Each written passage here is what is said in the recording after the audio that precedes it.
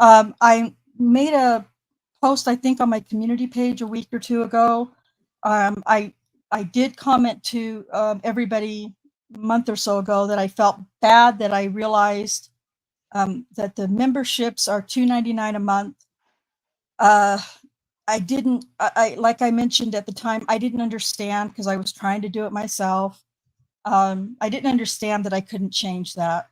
And so we're stuck with $2.99. The only thing we can do now is go up, and I'm not ready to start charging people more than that. At the same time, I'm still not, haven't figured out how I want to give the members, any kind of benefits, extra benefits and perks. So in the meantime, what I decided to do is to add a Cash App to my channel. And so it's kind of just scrolling along the bottom there. And I think it's also in the description that if you want to make a one-time donation or whenever you want to donation to Daniel, to different, his attorney's fees or, purchasing transcripts or FOIAs or whatever we need to do for Daniel. My Cash App is the $ just Rhonda 62, all one word. And, you can just do it that way. I researched my Cash App to make sure it wasn't something weird. And after a couple of weeks of thinking about it, I feel okay. So,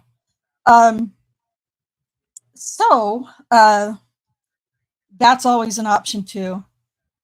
If you're unable to keep up a membership every month, or if you want to help, but you can't, you don't want to forget about a membership that you've joined for a month and forget to cancel. So for, any other reason that you want to use my Cash App, it's there for you to use. So we are going to tonight, this is testimony, the trial testimony from Rocky Gregory regarding Tabitha Barnes' case. It's 150 pages long. And so I think what we're going to do is read direct examination tonight. I think Susan said she counted the pages and it was like 81 pages or something, about halfway. So I think what we'll do is read through direct examination from Gayland Gieger. And then next week will come the snark and snottiness from Rocky Gregory to Scott Adams whenever he does, what's it called? Hello, I'm struggling with words today. Cross-examination. Yes, thank you. Sorry, gosh. So that's what we're going to do. Unless there's like some crazy, no, don't stop, we want to hear that, otherwise we'll stop that at the end of the direct examination. So without any further comments, except for I want to say hello to everybody on the panel, Cherie, Susan, Kay, and Jack. It's great to have you guys back. And I appreciate so much the work that you're putting into the reading and your character that you're putting into the reading and all that stuff. So unless there are any other comments from anybody on the panel, which you're welcome to make, I think we'll get started. Knock this out. Everybody ready? Ready? Yep. Ready. Yep. Who is reading off of the screen? Cherie? I know Cherie will be. Yep. Anybody else? I've got my own copy. Okay. Yes, all right, I perfect. You're reading off my screen? Okay. All right. I'll try to stay on top of it. Okay. All right. We're going to go ahead and start. This is the same day, although it feels like many, many, many days. The same day as Tabitha Barnes finishing up her testimony. She finished her testimony, and then immediately after that, the same day, November 13th, 2015, they called Rocky Gregory. So we will, Cherie, if you'd like to start on line 17. Okay. Counsel, come up. I thought this witness was done. Well, he hasn't testified as to Miss Barnes' case, Your Honor. I was recalling him to testify about Miss Barnes. He only testified as to Shardarion Hill's case. Okay, so is that what you're planning to do? Just Oh, well, Judge, I thought we'd discussed that. I hadn't heard about it. I apologize if not. Well, it's my understanding that and I would just ask that I don't know why we need to do it that way. I wouldn't. I know what Galen's doing here, and he started out apparently after every witness testifying, he wants to put the detective on that as responsible for that witness's investigation.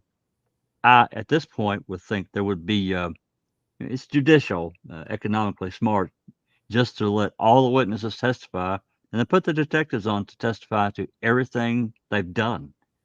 And at this point, I will not interpose an objection of doing it that way.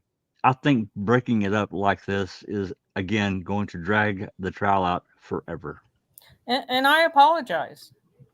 It's obviously not going to make any sense for him. To start talking about other people right now. Well, of course.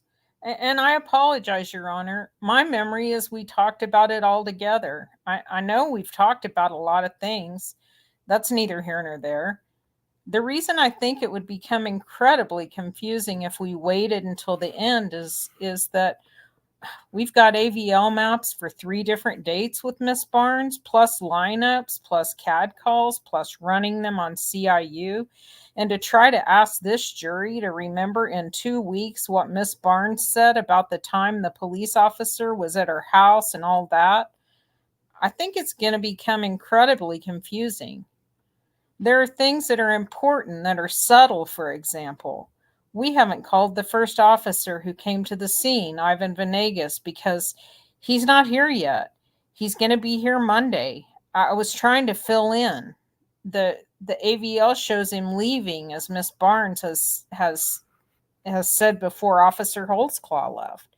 But it's those types of things that I'll admit this is somewhat unusual, but to try to then ask this jury to remember in 2 weeks when we get Detective Gregory back on the stand, those types of details, it seems not to be.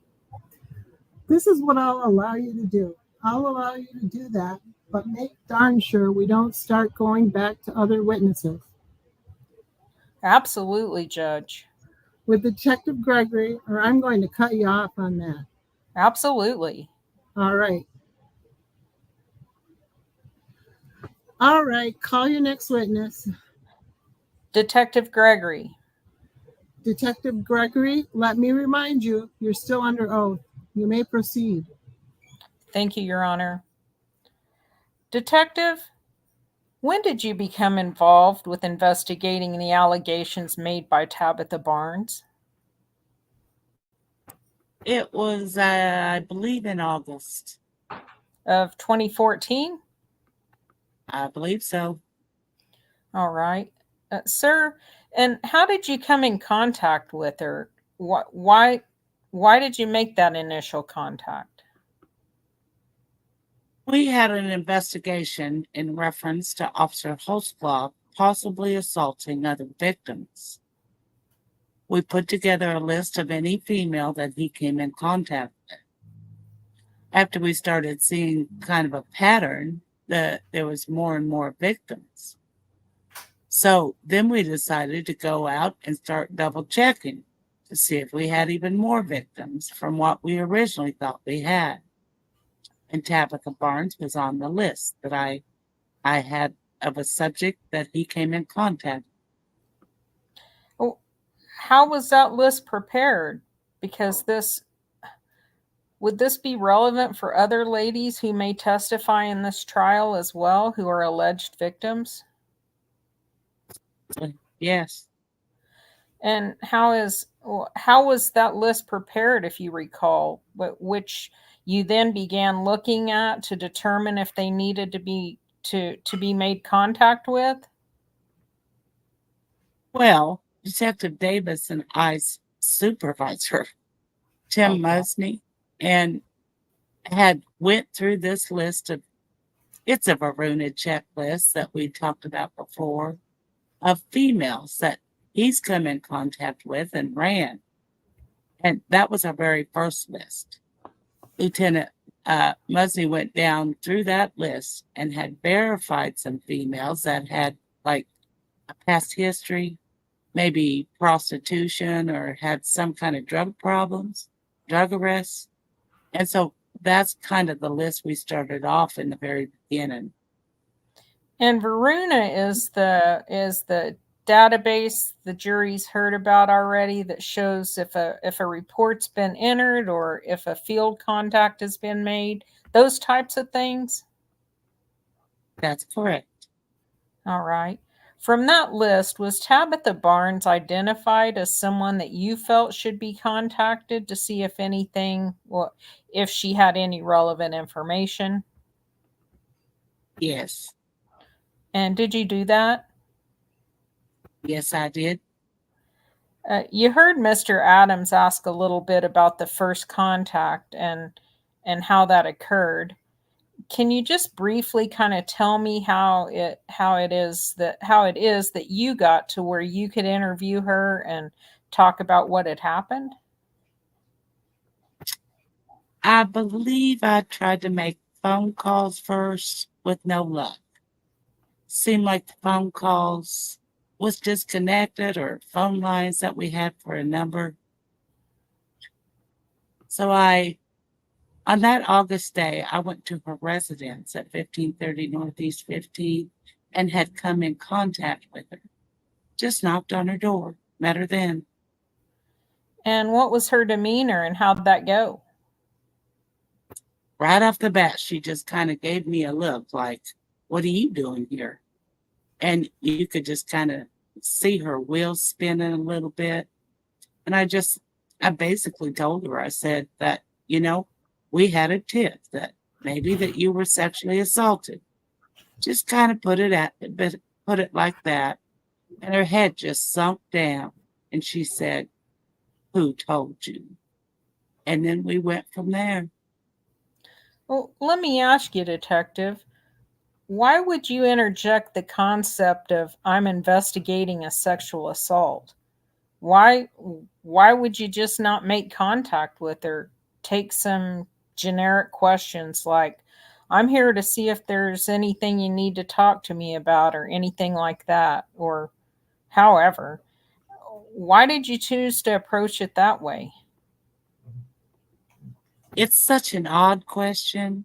I didn't want to lead her into, I didn't bring up Officer Holtzclaw's name, anything like that. My whole thing, Detective Davis and I's whole thing, was trying to make sure we had truthful victims that we didn't feel like that was lying. So we just kind of put it very vaguely to them, or like I did with Tabitha, to see what their response would be. And we just kind of worked from there. Also, kind of to just kind of gauge a little bit on whether, will tell me the truth, really. Well, eventually, were you able to obtain information that was relevant in the investigation, essentially consistent with what Miss Barnes testified to today? Yes, I believe so. Okay. Well, after you received her allegations that something inappropriate had happened, what did you do then in your investigation to try to determine or not if that's accurate information? And back to verify. Once she let me know if she was sexually assaulted by an officer, she kind of gave me a rough estimate of the time she could remember, best she could recollect. I went back, verified. She kind of described the officer, which I believed, she was saying his name was Spike. She described Officer Holtzclaw, went back to previous contacts that she's had with the police and come up and verified dates and times and interactions and how she described everything using AVL and our other sources, Varuna, CIU contacts, where he did run. Detective, in this investigation and in others, as other ladies were identified, is this the initial contact done off of that Varuna list, and then the other things like CIU, AVL, those types of things, did those come second after you got some type of a disclosure? That's correct. And that was the routine you took in this investigation? Yes. I'm going to show you number 166 and ask if you can identify what number 166 is, sir. This is going to be a Varuna list of who Officer Holtzclaw had ran on specific dates. Is this part of the list that Lieutenant Musney had put together and seeing all the different people that Officer Holtzclaw ran? Yes. And is Tabitha Barnes' name on it? That's correct. Your Honor, I'd offer 166. No objection.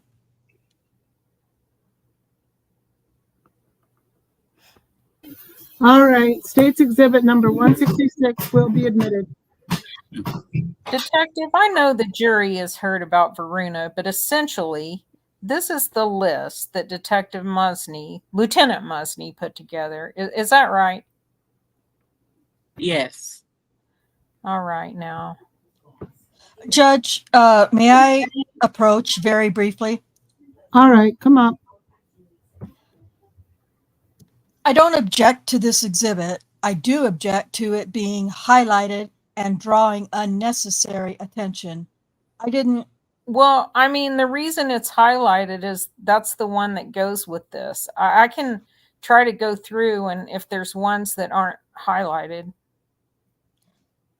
I just ask we substitute it without an unhighlighted portion.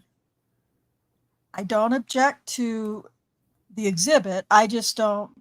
I hate highlights. Do you have another one?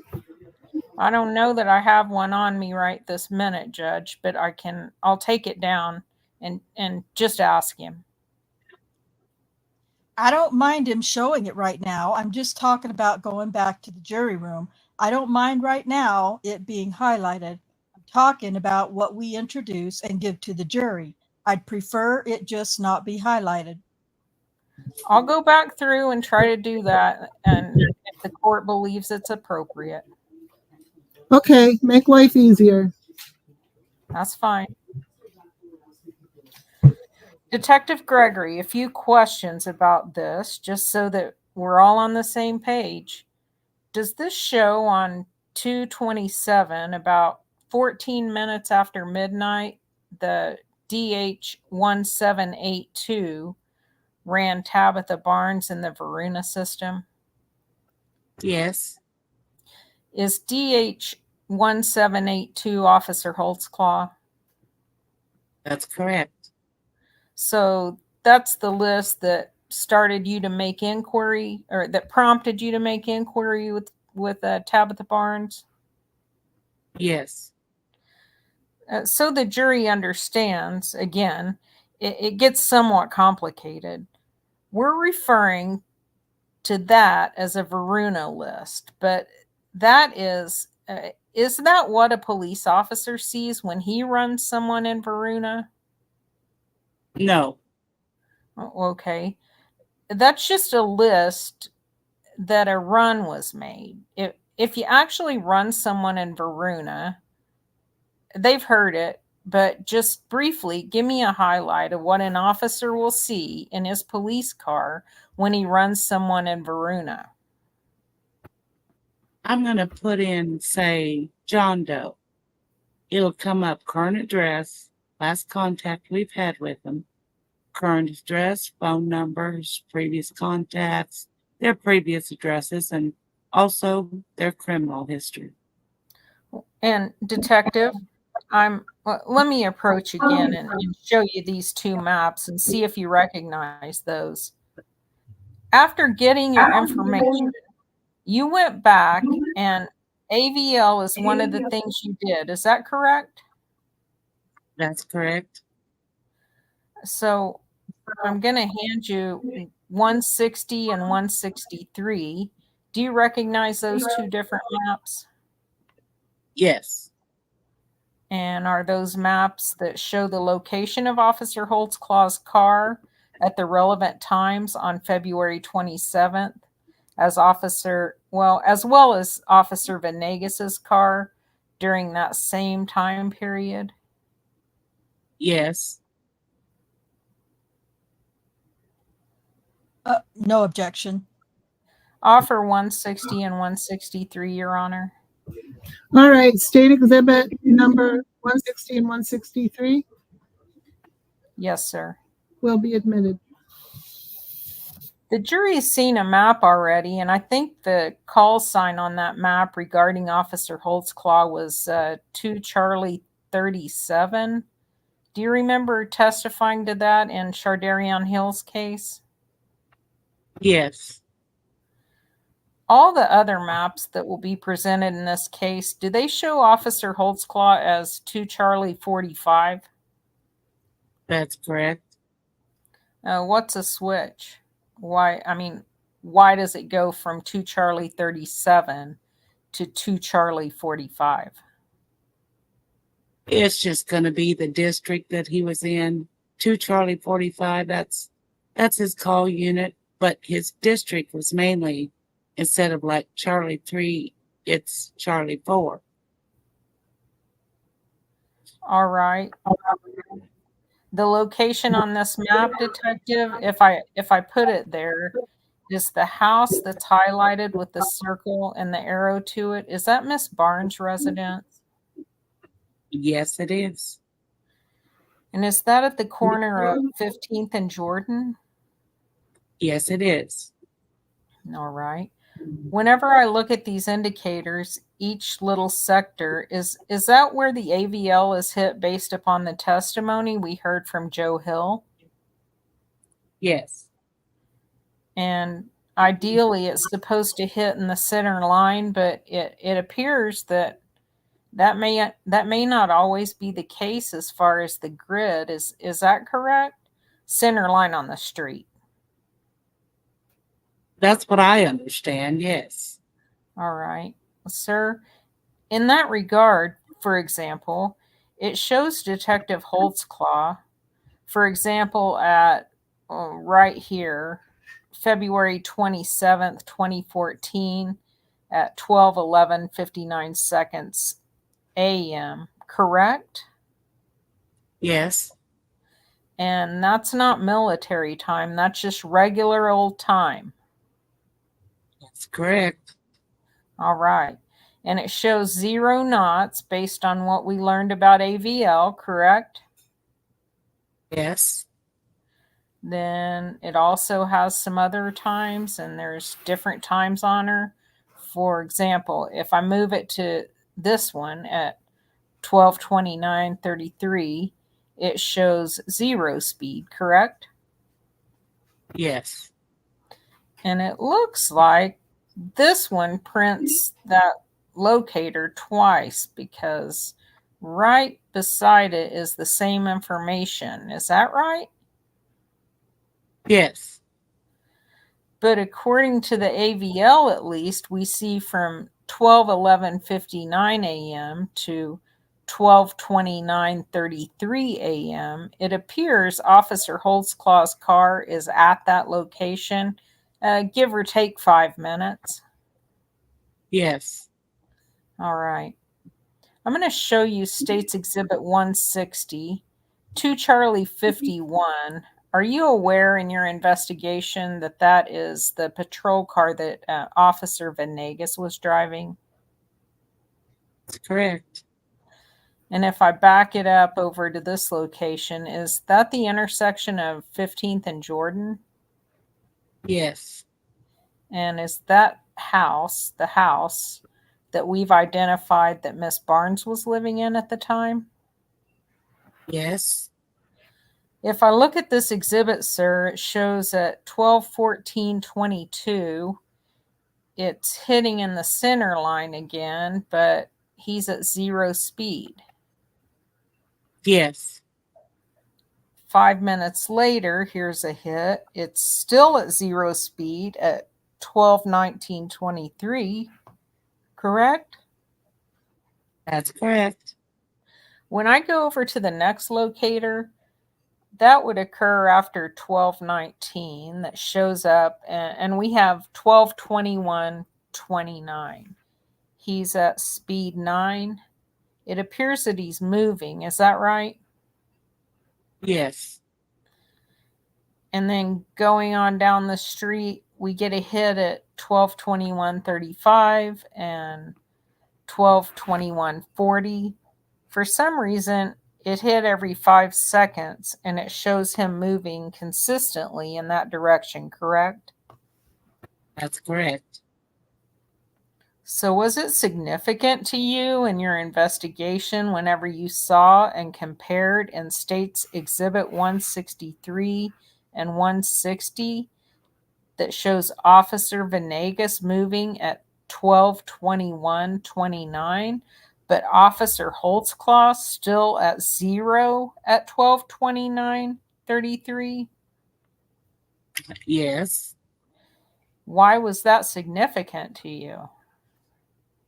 Well, because Officer Venegas cleared off the call, was done with the call, and Officer Holtzclaw was still there. Is that consistent with what Miss Barnes had told you about what had happened on February 27th of 2014? Yes. Oh, in what regard? She said that Officer Venegas had left the scene before Officer Holtzclaw, and after everybody was made to go inside, far as her family and friends, they just left Officer Holtzclaw and her there alone. Well, in your opinion, was that corroborative with what she had told you happened on that night? Yes. Judge, I'm ready to go to another exhibit if you want to keep going. All right, ladies and gentlemen, that'll be a good time to stop for this evening. It's about 5 minutes after 5. We're getting ready to break for the weekend, so we'll be in recess until Monday at 9. Again, let me admonish you, don't discuss the case. Don't try to find out anything about the case. Don't let anyone discuss the case with you. Don't watch any news reportings, read any newspapers, look at any Facebook, anything at all. It's imperative that everything that you use to make your decision come from right inside this courtroom. If anyone should try to discuss the case with you, you'll need to notify me or my staff immediately. So with that, Mr. Holtzclaw, you'll be excused until 9 o'clock Monday morning.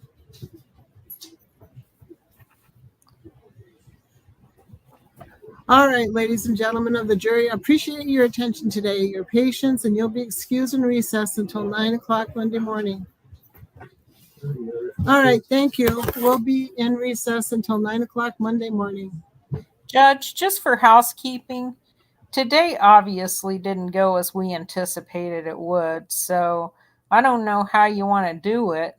I can go ahead and put, I think, everything of Detective Gregory's in, and then bring in Officer Venegas to testify about his involvement, and then bring in also Terry Williams as the man that was in the house. And I think you'll actually remember him from the bond hearing, probably. He's in Lawton and is supposed to be getting on a bus first thing Monday morning, so it may be a little disconjointed, really. But I'm not going to ask counsel to stop with Gregory and then put Terry on and then start again. I'm going to try to just say, did you learn something from Terry Williams that was relevant to you? And there may be some, he may have to respond with, he told me this or he told me that. before Terry Williams testifies. And I don't know if that's the way you want to do it or not. I know it's not the optimal way to do it. I'm just trying to keep moving since we had 15 more minutes to do something. Well, And I'll do it however. put on your case however you want to put it on. I'm just trying to give everybody a heads up, and I'm not trying to make it more difficult than it is. It just is what it is. Well, sometimes when you're dealing with what you're dealing with, you got to just Okay. Roll with it. Okay. let the record reflect we're out of the presence of the jury. They've been excused for the evening, and counsel for the state is present, counsel for the defendant. Mr. Holtzclaw has been taken upstairs. Do you wish to have him back down here? No, Your Honor. Okay. When we broke the last time, Mr. Rowland came down. He had been out to Mr. Rowland is the first assistant. the first assistant, Scott Rowland, the first assistant here in Oklahoma County, went out to the hotel where Ms. Barnes was staying, visited with the manager of the hotel, and was told that they had given her some staging room, accusing her of smoking. There's nothing that I heard from Mr. Rowland. He assured me that there was no theft going on, nor were there any claims of any theft. I've known Mr. Rowland for a long time. I have no reason to dispute that. I simply stated what my suspicions were when I first talked to Ms. Barnes, which my suspicions were running crazy from our discussions. I'm totally satisfied with the representations that Mr. Rowland has provided to me, that there is no allegations of any impropriety on her behalf of stealing anything. Basically, what he told us was, I believe he says that she was down there wandering around and was confronted by some hotel staff.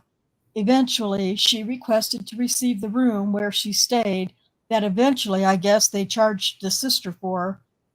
This is stuff I really don't care about, and nor would I even anticipate even trying to get into it with her on cross.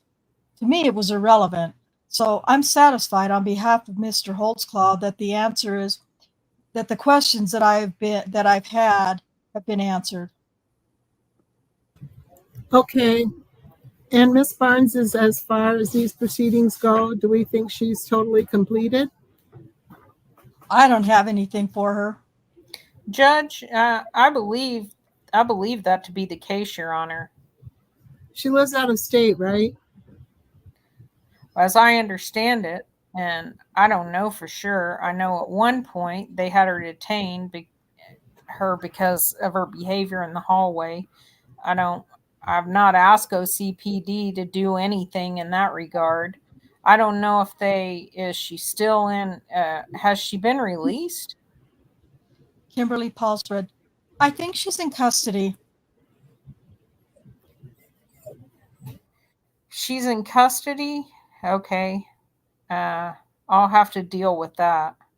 But as far as these proceedings go, Your Honor, I don't have any reason to recall her. And as far as a decision that if there's a misdemeanor charge to be had or not, does counsel want me to get back with him?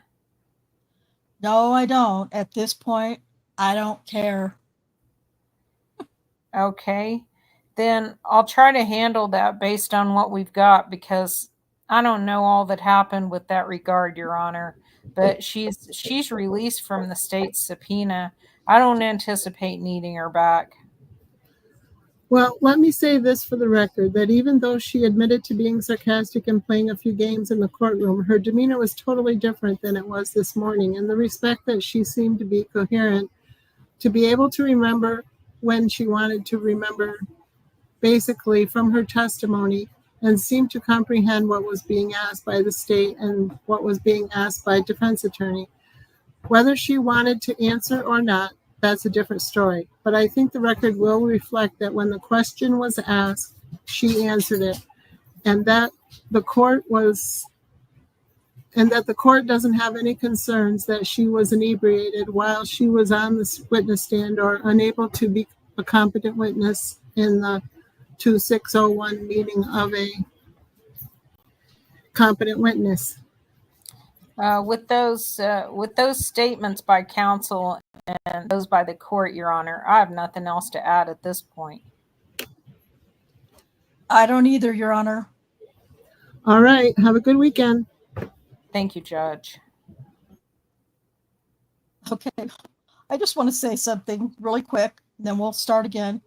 For anybody who's been watching the Karen Reed trial or any part of the Karen Reed trial this last month, I think it's safe to say that if you've been paying attention, prosecutor Lawley, with practically every single question, he begins, what if any, who if anyone, what if anyone, who if anyone was driving the ambulance?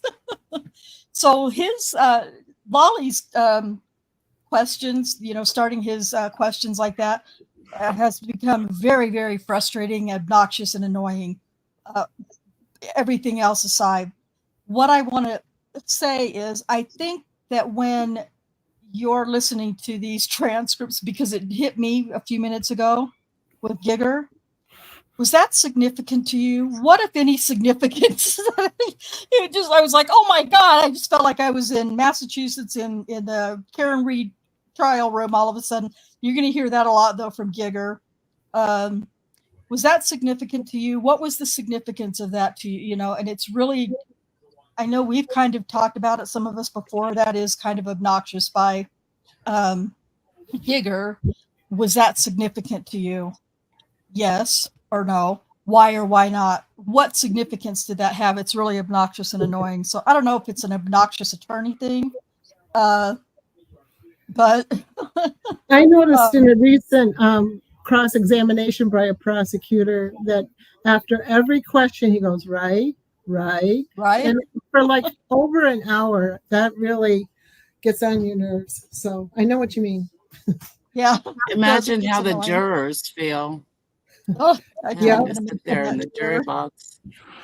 Yeah. Oh, those poor people. Yeah. The Karen Reed, we might just have to do a live sometime just to get away from, all of this for a minute and just have a gripe session on the Karen Reed trial one of these nights, or on a different night altogether or something. But that shit is crazy. So anyway, I just wanted to warn everybody who's unfamiliar with Gieger's style when he's talking to these detectives. You're going to hear that a lot. Was that any significance to you? It's really annoying. So, okay, back to the next day. Now we have had a great weekend, I suppose, and the court on line 4, please. All right. Good morning, ladies and gentlemen. Welcome to Monday. Let the record reflect that all the members of the jury are present. Counsel for the state, counsel for the defendant. The defendant is present. Is the state ready to proceed? We are, Your Honor. All right. If you'll call your witness back to the stand. I will, Judge. All right, Detective Gregory, let me remind you, you're still under oath. Go ahead and have a seat. Detective Gregory, whenever we, I think, stopped for the weekend, I believe I just left off showing you the 2 AVL maps for Officer Venegas as well as Officer Holtzclaw on February 27th, 2014. Do you remember that? Yes. And in that, during that event, I believe that you had told me that based upon those 2 exhibits, it appeared that Officer Venegas had left approximately 8 or 9 minutes before Officer Holtzclaw left, according to the AVL. Something in that time frame. Is that correct? Was it like 2 minutes or something, actually? It wasn't really 8 or 9 minutes, guys, was it? No, I think it was like I'm 4 or thinking 5 it minutes. was. 8 or 9? Huh. I remember thinking it was like 2 or 3. I have another question. I Yeah. think you all answered me before. When when Giger was showing, had these exhibits, they weren't like they were just pieces of paper. Like they weren't like up on a board where he could show the jury, dink, dink, dink, or up on the Elmo or whatever you call it. Yeah, I think they had an Elmo. Okay, so there was something beyond a piece of paper that they're okay. I just want to make sure. I mean, they did use the Elmo because they had some different kind of AVL maps for when the stories don't match the AVL. Yeah, Then right. they did these other kind of what did they call those, Rhonda? Animated thing, which was really interesting. Which were just as inaccurate because we learned that those, depending on when you pull it, just like with the staple AVL actually, but depending on when you pull that animated AVL, I tried to share one time and it didn't work. But they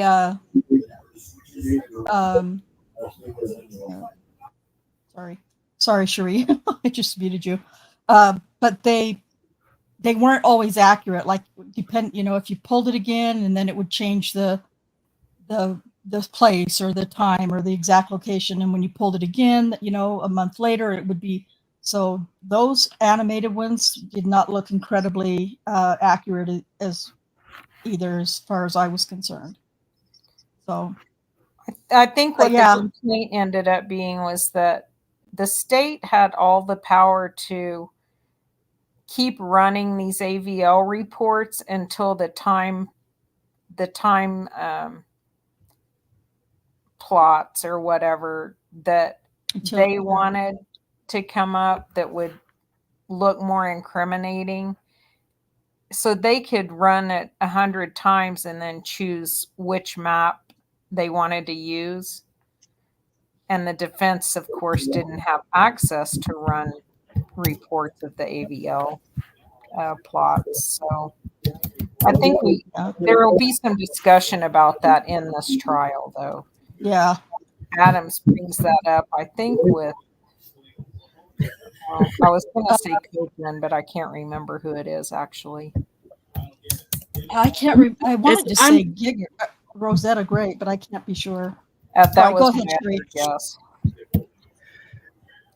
I'm just looking this up, and it looks to me like Venegas was there from 12:14 to 12:19, or I'm sorry, 12:21.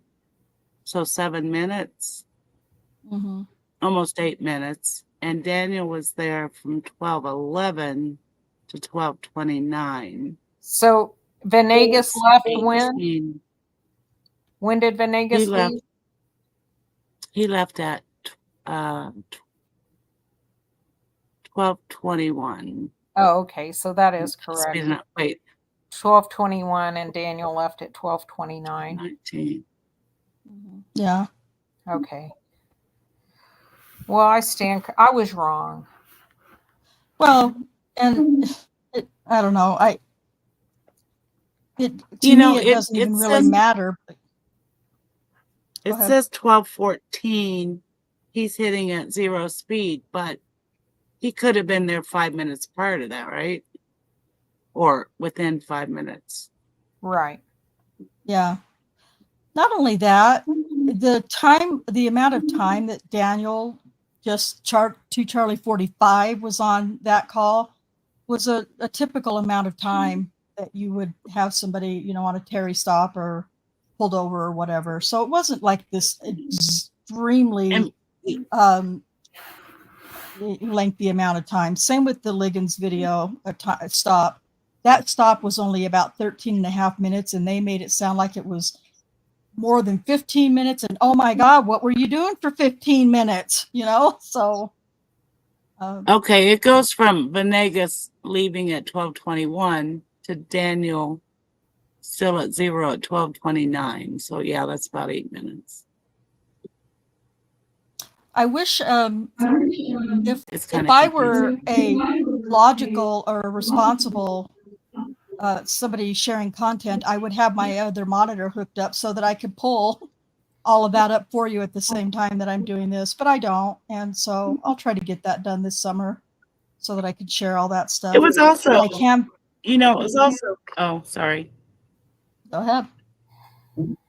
It was also Tabitha's house, and he suspected it was a drug house, right?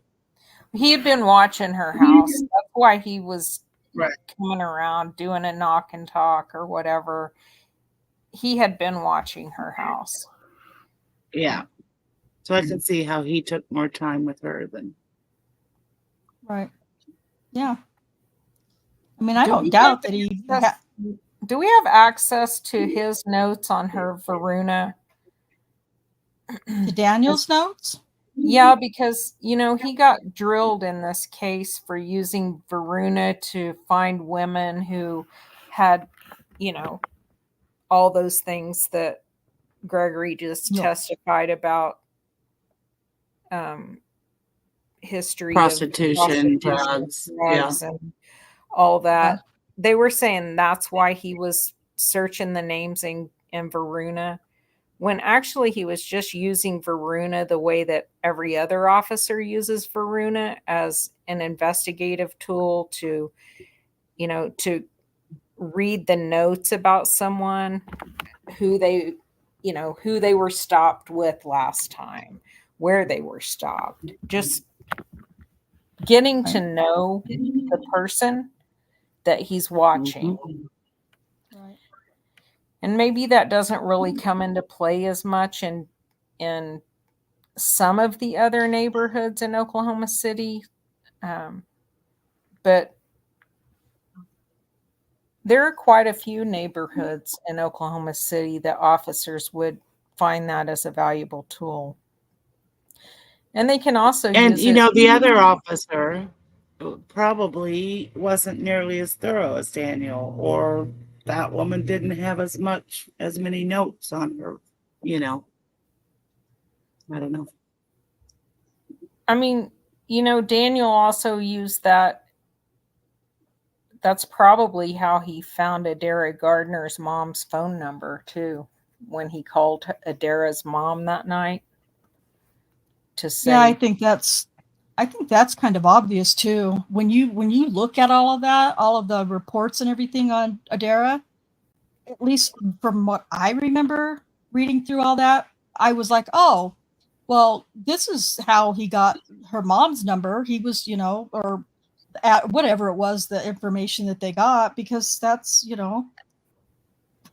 plus she had just made that report earlier that day, or whatever, the day before, Adara's mom, from Adara, calling her in as a runaway. So, Right. It was all legitimate. The way Daniel used all of these different programs were legitimate tools, like Kay said, and that officers use all over the country, not just in Oklahoma or Oklahoma City. And in the depositions, pretty much, I think just about every officer, if not all, said that that's what they use Varuna for. It's a tool, Yep. to find information. That was the point. Yeah, good point. That was the point I was going to make sure that's funny too, when you get access to those and are able to finally read them. They don't realize why they're being asked that question in the deposition. Yes, it's all very eye-opening. Go ahead, Jack. Uh, I thought you. no, wasn't me. Okay, I thought you were going to say something. Okay. What line are we on? We are on 2. Is it just 2? 2 or 3 or 4? Yeah. It's line 4. In regards, line 4. Okay. In regards to that traffic stop, excuse me, well, I guess technically they were in a car when the stop was made. Well, in regard to that encounter, are there several other exhibits that you researched within the archives of the Oklahoma City Police Department records in order to determine if there was any other relevant information as to that contact? Yes. Your Honor, I'm going to approach, and if I may, You may approach. sir, I'm going to give you 162, 164, 165, and 167. And if you just take a minute and look through those documents and see if you can recognize what they are. Yes, I do. Are those essentially internal documents that are maintained within the course of business for the police department regarding specifically the contact Officer Holtzclaw had with Miss Barnes on February 27th? Yes. And do they appear to be accurate other than maybe looks like there might be a photocopy was made where a highlight was on? Is that correct? That's correct. Well, other than that, are they consistent with your memory of what were produced to you from the custodian of records? Yes. Well, I'd offer 162, 164, 165, and 167. No objection, Your Honor. All right, State's Exhibit numbers. Number 162, 164, 65, 67 will be admitted without objection. Detective, we talked Friday about the AVL maps, and that's the GPS, correct? Yes. All right. 167. I don't know that the jury's seen one of these documents yet. That's 167. Can you tell us what this document is? It's the lineup for Spring Lake Division. It's for February the 26th. Just telling you who's on or off as far as patrol officers. Okay. And the jury, I anticipate, may see several of these before this case is concluded. But in this event, we know that the contact was on February 27th. Why did you run the February 26th lineup? It's for Officer Holtzclaw was on second shift, which goes from 4 p.m., like on this day, February 26th. He started a shift at 4 p.m., and it concludes at 2 a.m. the following morning on February the 27th. All right. So, and the contact based upon the other documentation we've had shows that the actual contact with Miss Barnes occurred shortly after midnight. Is that right? That's correct. And just so that we can get a feel for what these documents show, I see that there's a date here. It says Wednesday, February 26, 2014. Yes. Is that the day of the shift? That's correct. But then when I look over a little bit, I see another date, March 26th, and then I see another date, March 13th. What are those dates? Well, March 26th is for a traffic arraignment. Whenever a citation is made for a traffic citation, you mark down when they're supposed to arrive to court. And then on the March 13th, that's the parking arraignment for a parking citation. And is that something that's on all the shift lineups, basically telling the, I don't know why it's echoing now. And is that something that's on all the shift lineups, basically telling the officers that if you write a ticket on this day, there's a spot on the ticket where they say you have to show up to court? Is that right? That's correct. And that's the day that the officer knows they're supposed to plug in to give the citizen, if they give that citizen a ticket. Yes. Well, likewise with the parking ticket, you write in the date for them to come to court to pay the parking ticket, correct? That's correct. Holy cow, this is so much crap. All right. I'll It's go back unnecessary. Yeah, what the hell's he doing this parking ticket thing for? Yeah. All right, I'll go back over here. When I look right there, let's do it that way. That first column, what's that mean when it says on? It means if they're on duty or not. All right, and so that's where you look on this document to see if the individual officer whose names appear, and the way it is on the screen, the names of the officers appear to the far right. Yes. So we know that, for example, Jay Dutton was on duty. Is that correct? Yes. All right.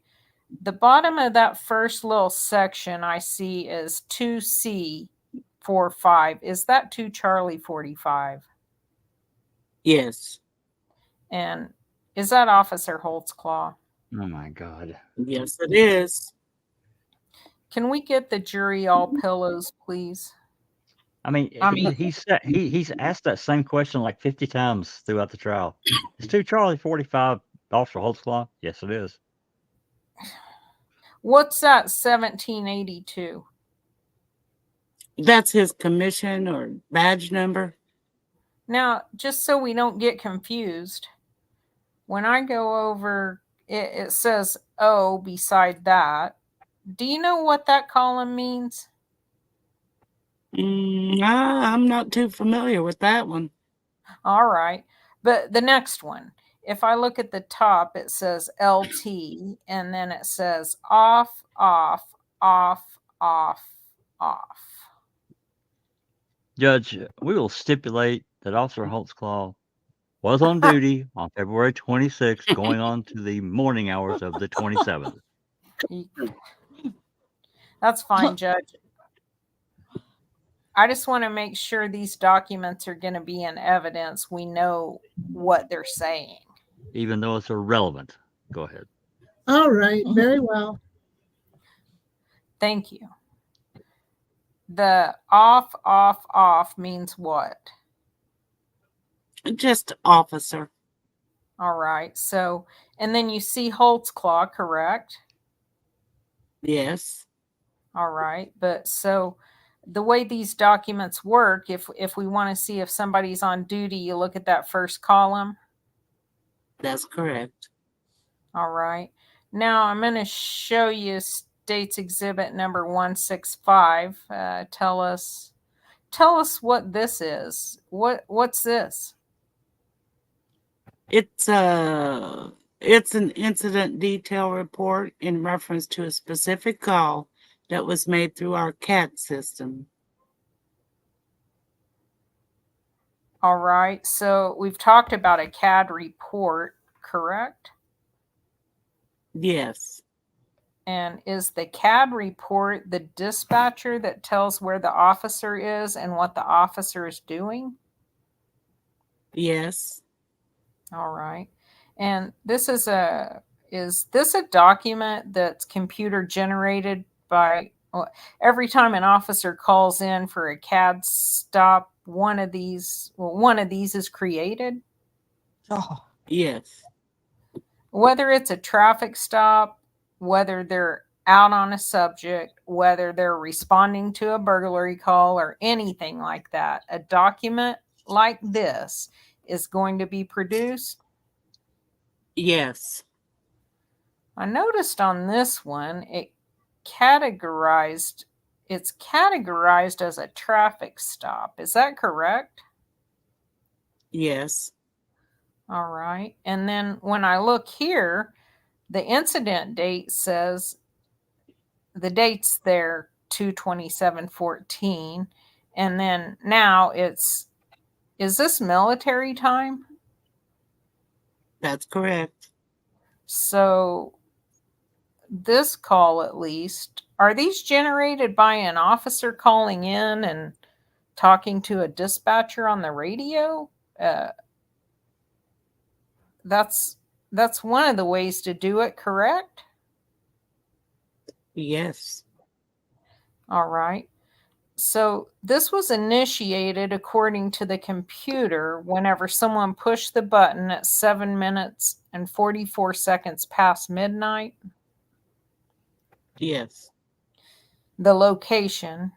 If I look down a little bit of the traffic stop that's referred to above is what? Northeast 15th and North Jordan Avenue. They speak the same language. Mm. That's Yeah. consistent with the address that Miss Barnes said she was living at and parked in front of on the evening. Is that correct? Yes. All right. Sir, there's a lot of other information on here as the document continues, but whenever you get to this line right here that says incident closed, what does that mean? Ooh, I don't know. Suspect. This, It means the incident closed? Hmm. Wow. Jesus. That's when it's the officer's cleared off. The call's basically over.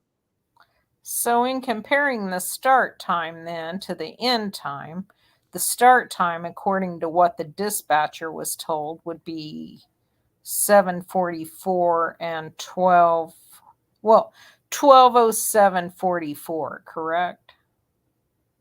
Yes. All right. Now, in this one, the incident says it's closed at 29 minutes after midnight and 33 seconds, correct? Yes. Okay. Do you know what the VisiNet mobile reference is there at the end of that? Not for sure. Not for sure. Let me ask this question. Is it possible for an officer to close the call within his car by just typing into the computer? Yes. Is it also possible to call the dispatcher and tell them I'm leaving? Yes. Okay. With the VisiNet mobile interface, does that indicate to you that the officer closed the call by just hitting the computer and clearing it? That's correct. My God, Gieger's just testifying completely, and all Yeah. Dumb Rocky has to do is say yes, no, that's correct. Uh-huh. That's it. Adam his hair should have been on fire and complaining to the judge. Is he going to ask a question? Or is he going to testify and get the officer to agree with him for detective? No, he can't ask a question because, when he takes a chance and asks a question, Gregory doesn't know the answer to it. He doesn't know what the VisiNet mobile interface is. Right. So, Right. here, let me ask that another way where I tell you what it is and then you just say yes. Exactly. Freaking Dumbo. All right. The time that Officer Holtzclaw is purported to be at 15th and Jordan, according to State's Exhibit 165, were they consistent with the times that Tabitha Barnes told you about whenever you first interviewed her? Well, of course. Yes. But actually they were not, because she didn't give any relevant time frames with any of these 3 alleged incidents. So, well, initially, Why? remember initially she gave these solid times that they happened on different days. Remember when she said, that was around, and she gives like a specific time. Like she would Yeah. never remember that shit. Right. Exactly. And it's I mean, not the time you're thinking he needs about it to be. how far in the past is this from when she's being interviewed? I mean, she has no clue what day, what time, how long it lasted. She This couldn't is over possibly a remember year those later, things. right? Yep. Yeah. Let's see. This is November of 2015. We're at trial here, and she's on the stand. And the very first But time, even from her first interview, she right? wouldn't be able to remember all those specifics. You know? No, but she was making them up, and you can tell that she was making them up by listening to the recordings. Go back to Brian Bates. Back to Bates Investigates podcast. To her, he'll play her entire interview. Rhonda's played it too on this channel, but you can actually even pull up a transcript and scroll down to the part you want to hear where she states these specific times. And it's not what Rocky wants her or needs her to say, because he's really needs it to match the ABL. And she's acting like she remembers specifically because she was pacifically, I mean. I was just going to say pacifically. Specifically. Because it was so traumatizing, and it scared her child. She looked at her watch. Yeah. Yeah. Please. She's a pisser, man. Can't even hear those words. Wicked pissa. I can't even hear any of those words anymore. I'm really sorry for anybody who hears this who's from Massachusetts. I apologize. I feel sorry for you folks out there right now. Okay, sorry. Are we on 24? I think. Oh, is it 24? I think 24. Yeah. Oh, okay. Yeah, 24. Gonna show you states number 164. Do you recognize what this document is? Yes. This is our crime information unit log. Whenever somebody calls in and tries to run a subject for wants and warrants. Okay. Different than the CAD system? Yes. But yet another dispatcher. And do the officers give names of individuals when they want to run? Yes. All right. Well, the date of this one, well, and again, so that they understand how this works, that shows 2/26/14. Is that correct? Yes. That's when that call log was started. All right. And again, this is not computer generated. This is obviously handwritten. Oh my God. Yes. So the 2/26/14, page 1, shows that that's the time that this page began. What? Well, No, they I think started you it. must be They going through the incident detail report that shows. started earlier and they just didn't write it down. Come on, Gieger. My God. The fuck, man. I'm gonna close this for really quick, and I'm gonna show the. I feel like I need to show these exhibits. I've got them handy, but let me close this really quick, just so you guys have an idea of what the hell this fool's talking about. Give me 1 minute. It's just confusing. I just know if I was on a jury, he's talking about so much irrelevant stuff, and then he's asking the same question over and over. And again, he knows he's already said it. He knows he has. And again, blah blah blah blah. The 19th time I've said this, and He's I just told you what trying to say. yeah, he's just trying to confuse the jury. He does It it with worked. every single accuser. Yeah, it worked. My opinion.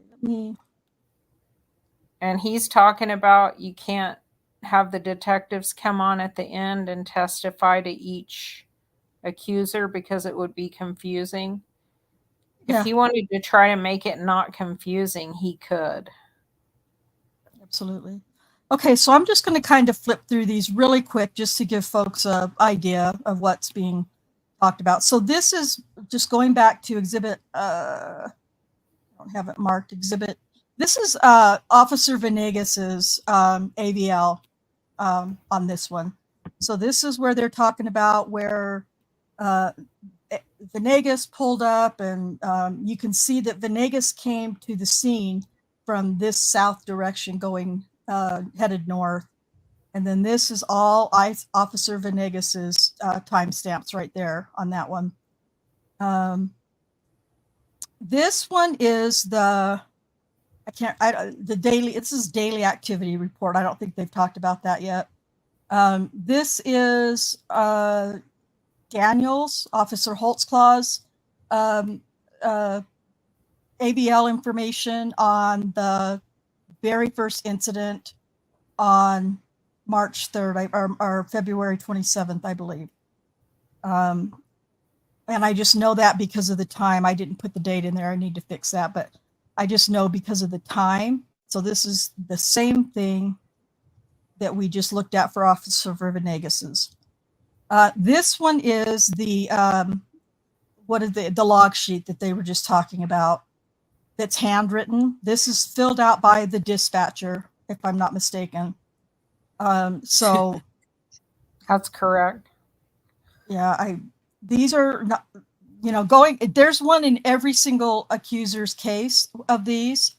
All this is really doing is showing, that he called in such and such a call. And they're talking about down here, I believe it's this on the left side is where you can see the officer's call number. This is C45 to Charlie 45. And this shows where he's stopped Tabitha Barnes. And then just her identifiers are in right there. So that's kind of what I think they're talking about right now. And this one also has Angela Cooper. So we have Tabitha and Angela Cooper. I'm not really sure what that says right there. But anyway, that's who those two were the two together on the first incident. And then incident detail report, I think they started talking about this. This is basically the information that I think the officer fills out in the computer. And here's where it says incident status closed. Because, that's what's filled out at the end of the encounter, the interaction. I think the officers contribute to this report, but this is actually generated based on things that happen. So right. This detail report encompasses basically all of the other reports. So it'll say who was dispatched first when they arrive, who was dispatched second when they arrive, who leaves, that sort of thing. Right. Yeah, that's exactly right. And so I know it's not very big, but in a stop where there are a lot more officers, like when Tabitha's microwave got stolen off her porch, this detail would have looked a lot different because there were more officers there than two, right? Yeah. No, that's right. I misspoke on that. This is not, it is computer based on the computer clocks and all that different stuff, and inputs from, verbal inputs from officers and dispatchers. But yes, it's an all-encompassing situation. So this is the VisiNet mobile interface that they were talking about where it says incident closed. So I'm just trying to give you guys an idea because I want you to be able to understand, I need to see things. I need to see what it looks like. It's hard for me to just listen to a description and try to make sense. This is all part of that same incident report. So, yeah, this VisiNet log goes on and on and on for quite a bit. Okay, so, all right, so I'll leave that at that, and we'll go back to line 19. Yes. But then it goes on, does it not? And if you look over here, it looks like it's 2,300 hours. Yes. And so it starts on February 26th at 11 p.m. Yes. And then whatever happens after that until the page is full just continues. Is that correct? That's correct. when I go down to the part that's shaded in the gray, first column is 2 Charlie 45. Is that Holtzclaw? Well, it says Charlie 45. Yes, yes, it is. And does Miss Barnes' name appear there? Yes. Under Miss Barnes, what's the name you see? Angela Cooper. And is that the individual that Miss Barnes told you was with her that night? Yes.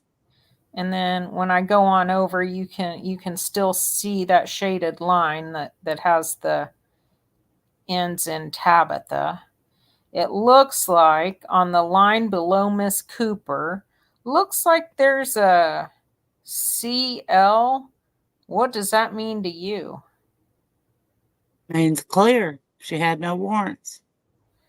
Well, but on the line above, there's some writing. Can you help me understand what the significance of that writing on the line where Miss Barnes appears? Yes.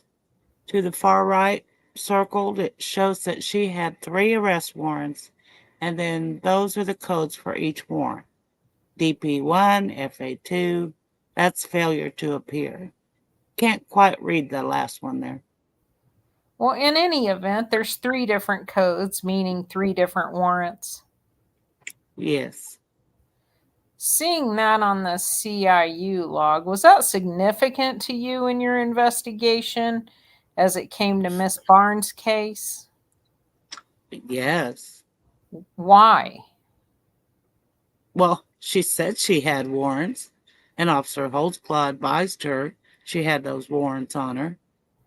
Well, the jury's heard information previously about a field interview card, and I think there's a blank one in evidence. Do you remember that? Yes. Okay. Were you able to determine whether or not a field interview card was filled out corresponding to Mr. Officer Holtzclaw's contact with either Tabitha Barnes or Angela Cooper? There was not one filled out and turned in. No. Well, does that surprise you? I don't know. I don't know if that's the right word. Is that significant to you as a detective? Or explain to me, would you expect there to be one, or would you not expect there to be one in this situation? Lord. Not necessarily. No. Oh, okay. And what do you mean by that? Means no. It's really, that one's at the officer's discretion. If obviously he knew that Tabitha had warrants. If he technically, he should have just placed her under arrest. As far as field interviews, that's when you come in contact with a gang member or somebody there's not enough there to arrest them. You fill it out. You kind of explain the activity. Let's say you come across a prostitute and you just put on the back of the card, got out of a vehicle, suspected to be a prostitute. I'm just kind of giving you an example of why we would use a field interview card. Guys, and then what happens with those field interview cards is they put them into the Varuna system so that they can be used as an investigative tool. We're not going to talk about that part, though, I guess. If he suspected Miss Barnes was residing in a drug house, would that be something that would potentially be used for a field interview card? Yes, in that case, we would use those. If you suspected Miss Barnes was a drug dealer, would that be something typically that an officer would want to include in a field interview contact, even if you weren't going to make an arrest that night? Yes. Well, in addition to the CIU information, you also obtained, did you not, exhibit number 162. Can you tell us what this is? Yes. This is a daily activity sheet filled out by each officer, each shift. It goes into the system. just kind of crunches numbers as far as like keep stats on what's going on in their area.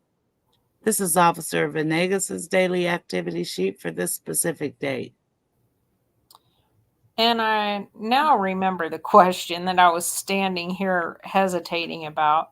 Go back to the field interview cards with me for a minute.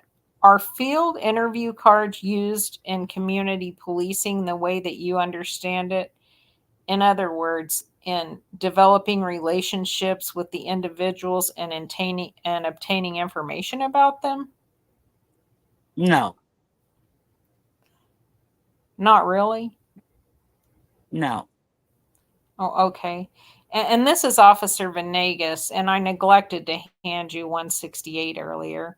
Is that the same document, but for Officer Holtzclaw on 2/27 of 2014? That's correct. Offer 168. No objection, Your Honor.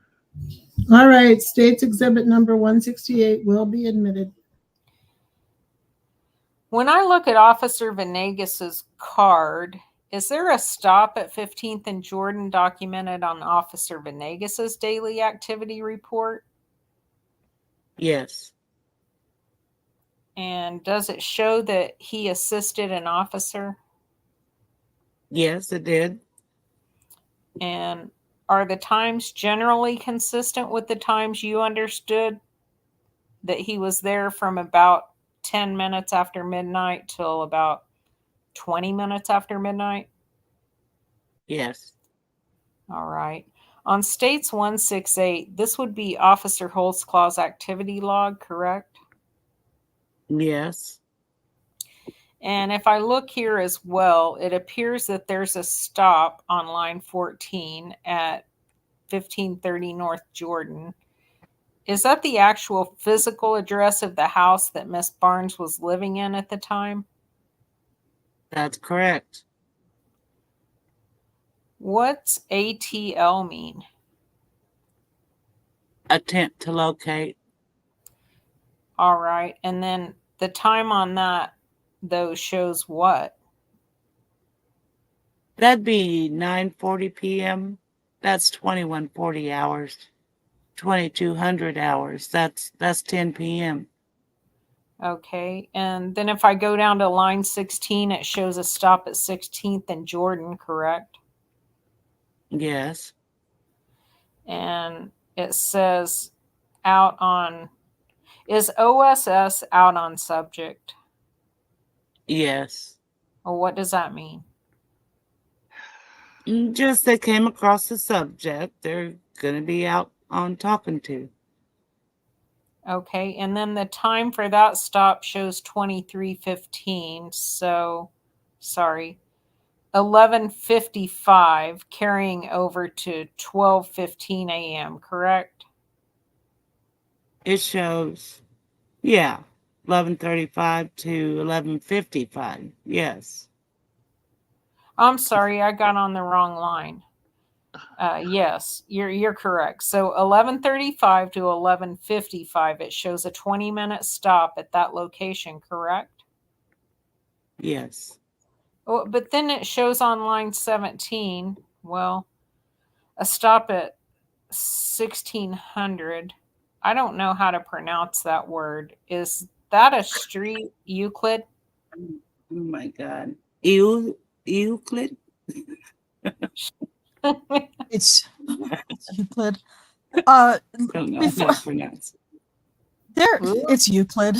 Yeah, what an idiot, huh? Well, I shouldn't say that. Yeah. That's not nice of me.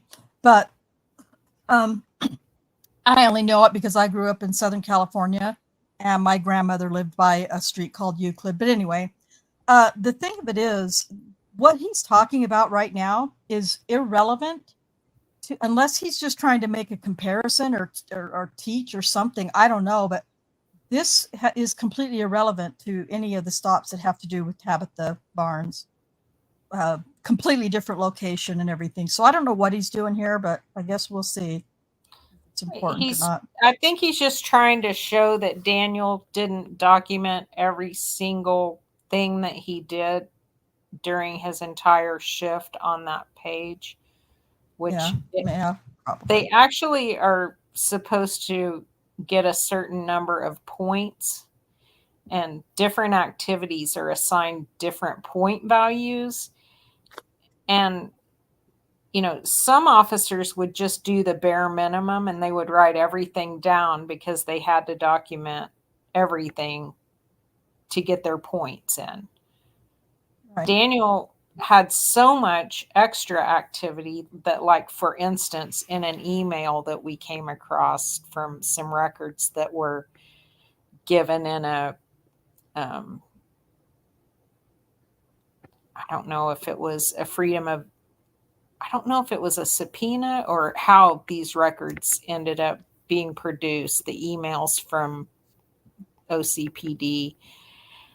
There's one that a supervisor says that they got everyone's numbers of activity and someone needed to recheck Holtzclaw because his was so far above all the other people's that it couldn't be right. And then the response is, I checked and it's right. He's just gung-ho. He's a go-getter.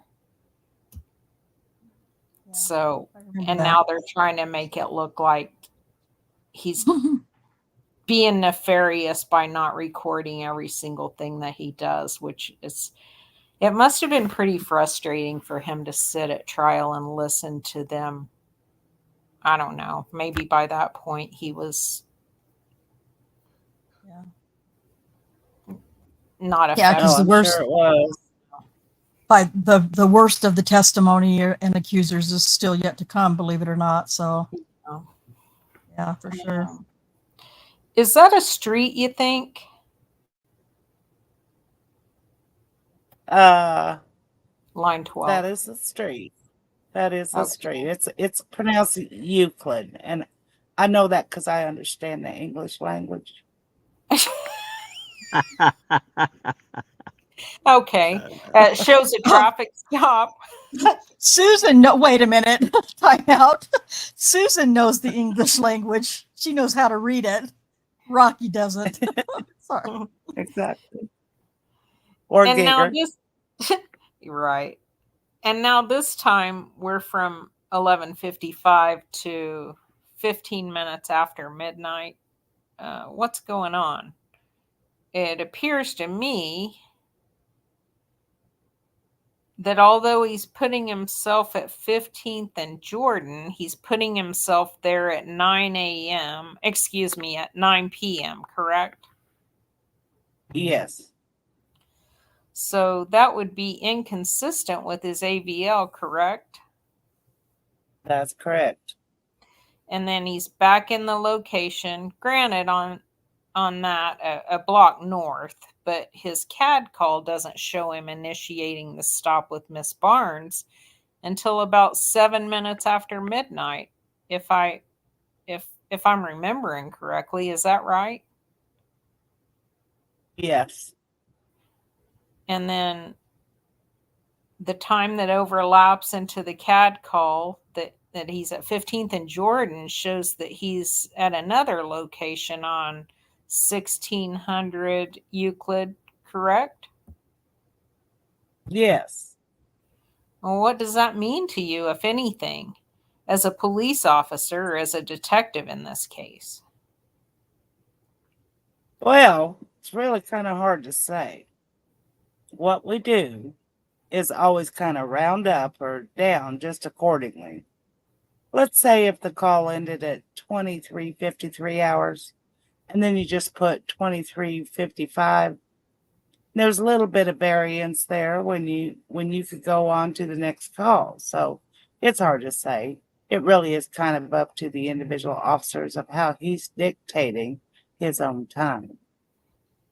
They're going to slam him for rounding up or rounding down in a little while. So even though Rocky's testifying, and they all do it. Yeah, even though Rocky's testifying that it's a normal thing that officers do, you'll see in the testimony somewhere where they slam him for that. And is it in your understanding the common practice of the police department to go back and take their activity log and then compare it to AVL to see if it really matches up? Huh?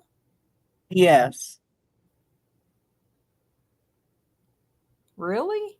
I seriously doubt that. I do too. Does that happen often? No.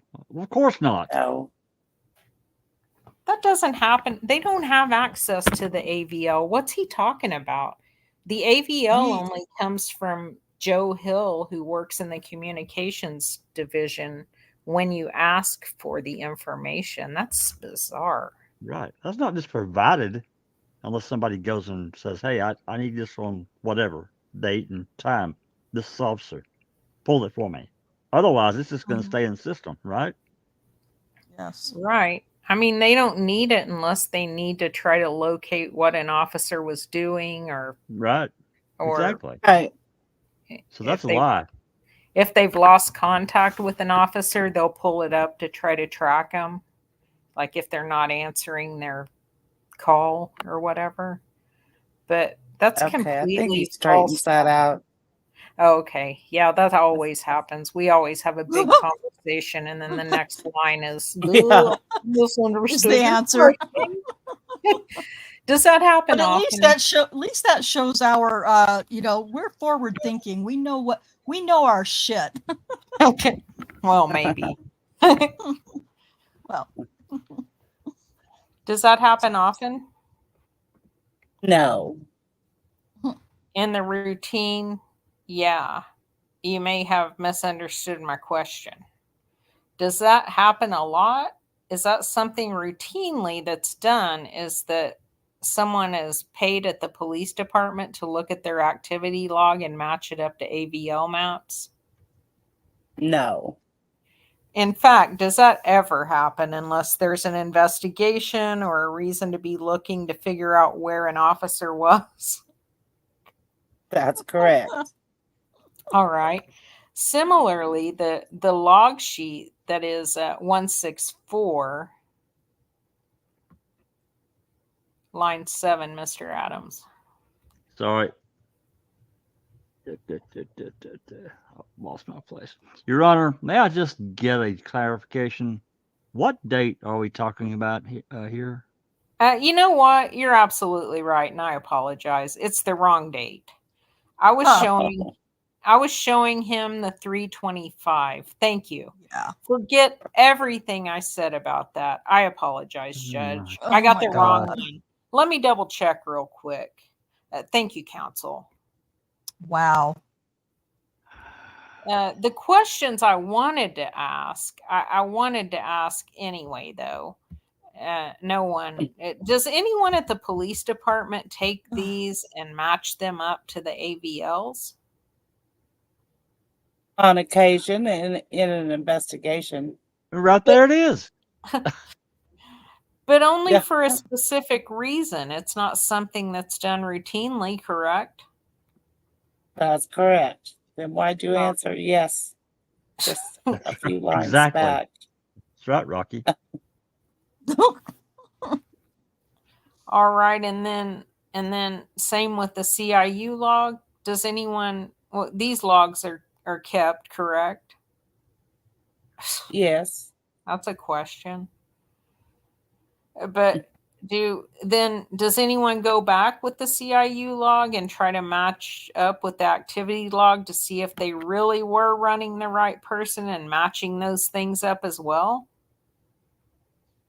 Only during an investigation. Well, same question as to the CAD report. Does anyone go back through and routinely look at these? No.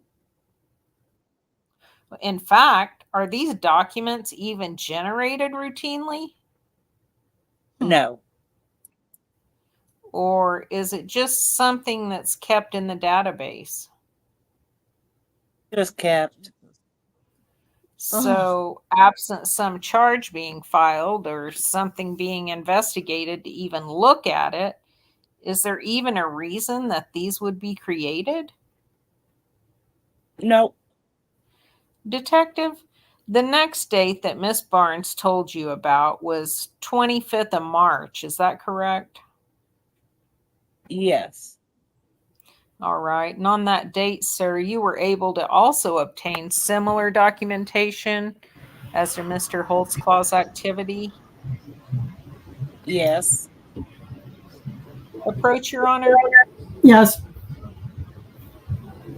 I'm going to hand you 169, 170, 171, 172, and 173.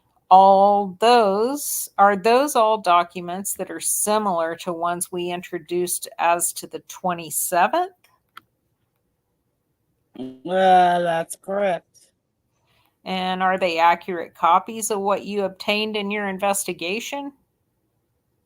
Yes. Offer 169. No objection. All right, States Exhibit 169, 170, 71, 72, 73 will be admitted. Detective, as to the 25th of March. Really quick before you go any further, there are no there's no AVL maps for the 27th for the burglary. They don't have any AVL maps for Daniel Holtzclaw. And Tabitha Barnes, if you'll remember, said that he was at her home and that he had that's the one where she was in the house and he was in the house and he eye contact her like, don't you say anything. That was the night he was allegedly there to sexually assault her again, but there were too many other cops and family members around. But they didn't But he provide eye an ABL? contact her. They didn't There's no provide an ABL? AVL. There's no AVL for that night, Yeah, for that incident. So 'cause I'm it just did- saying. 'cause- yeah. I think they only pulled AVL for the dates. I mean, that's for the dates that she alleged assaults happened. Yeah, they're just trying to put him there so that they can convict him on those. Yeah. So that Yeah. makes Eye contact me. Oh shoot. yeah, but I mean, it seems like eye contact in someone should be a charge, right? It What should does be, that yeah. It was a nonverbal threat because he eye contact her. Oh, you weren't here last week, Susan, so you don't know. That's what she said in her testimony.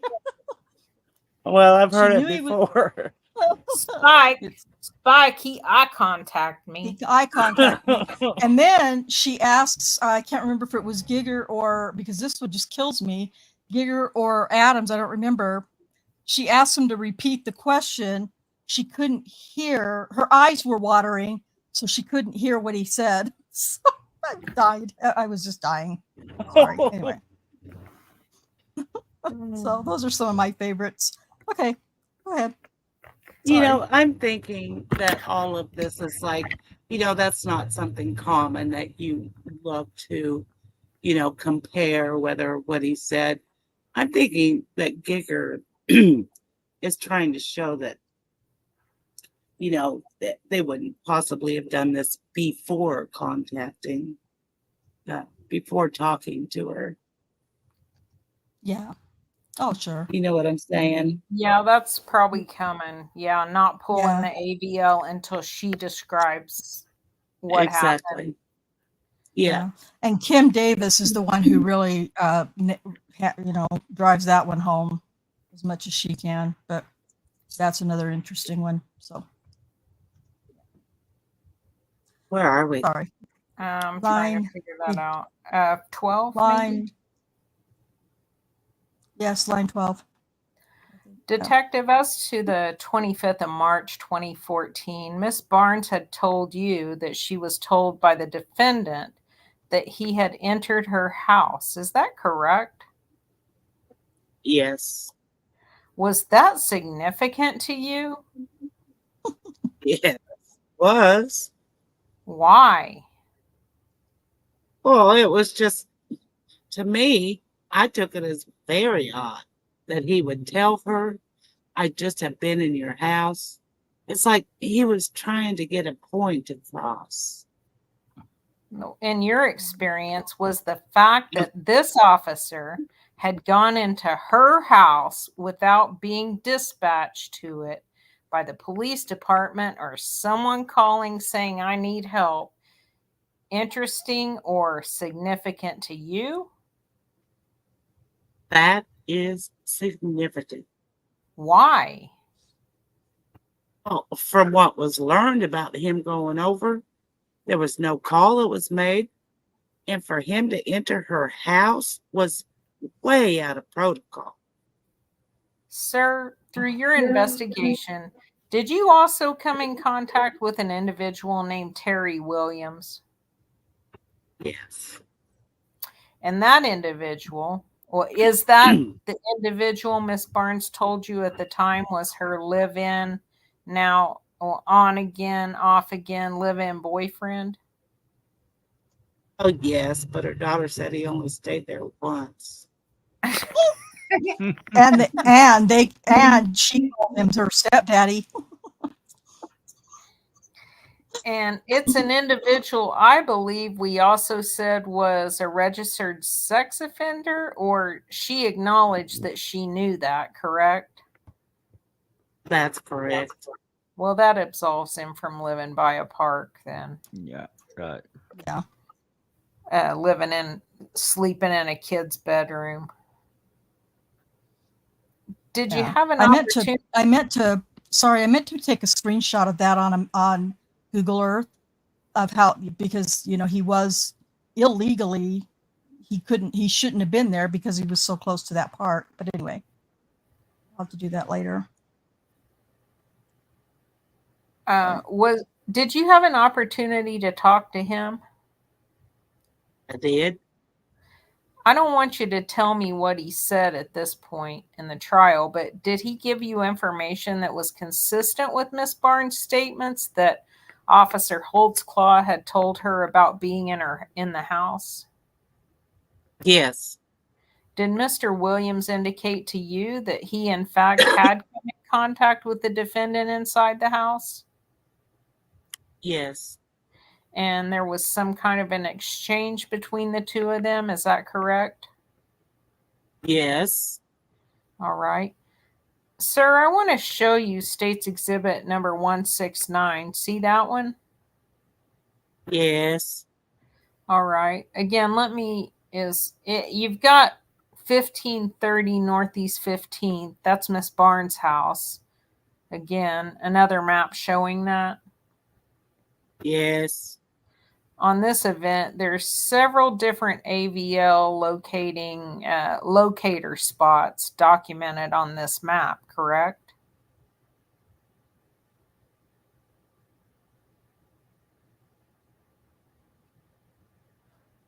Uh-oh. I think we lost Susan. She drop out? You don't hear me? Oh, we Nope. did. Can Line not, 14, didn't you? we didn't hear you. Hello? We do hear Do you you hear me now. now? Yes. Oh, okay. Yes. I'm going to show you several of them. There's 325 at 10:05. It shows speed 0, correct? Yes. There's one here that shows 9:58 speed 0. Yes. There's one that shows 9:44 speed 0. Yes. And there's one that shows 9:49 speed 0, all hitting. Is it your understanding the way the system works that they're hitting within the general location of the car being there at that address? That's correct. All right. And so if I'm looking at the exhibit correctly, give or take 5 minutes on each end, we've got 9:44 to 10:05. Is that fair? Yes. So there's a 20 minutes, but potentially maybe even up to 29 minutes that it could have been at 0 speed the way you understand AVL works. Yes. Did you believe that was corroboration of Miss Barnes' statements about him being there on the 25th? Yes. Showing you now, And the CAD, the crime incident report 171. See that? Can you guess my answer? Yeah. And on this one, it shows 3/25/14, and it starts at 9/39/23. Yes. I wish you'd just let Rocky interpret the thing, since Rocky doesn't know how. Is Just that a ridiculous? All he said is yes here like 50 Yes, times. yes, yes, yes, yes, yes, yes. Right? It's all Right. leading. Like, it's just every bit of this is leading. Completely. Completely. Where's Adams at? Sleep. Come on, Jack. He's over there trying to figure out what he's going to Get your ask. shit together, man. Uh, For real. Is that essentially consistent with the AVL map? yes. All right. Again, the address for State Exhibit 171 shows 1530 North Jordan. Yes. This one is closed out. It shows about 100029, right? Yes. Does it also appear that it's closed out by using the computer inside the police car the way the record reflects? Yes. I want to look down and talk about something right here. On page 2 of this exhibit, throughout the stop, different things can be entered into by the dispatcher. Is that fair? Yes. Some are codes, some are other things. But in this comment, when it says drug house door is open, house clear, what's going on with that? First deal is let the dispatcher know that he's at a drug house. Then he finds that the door is open. And then WA is will advise. That's on backup.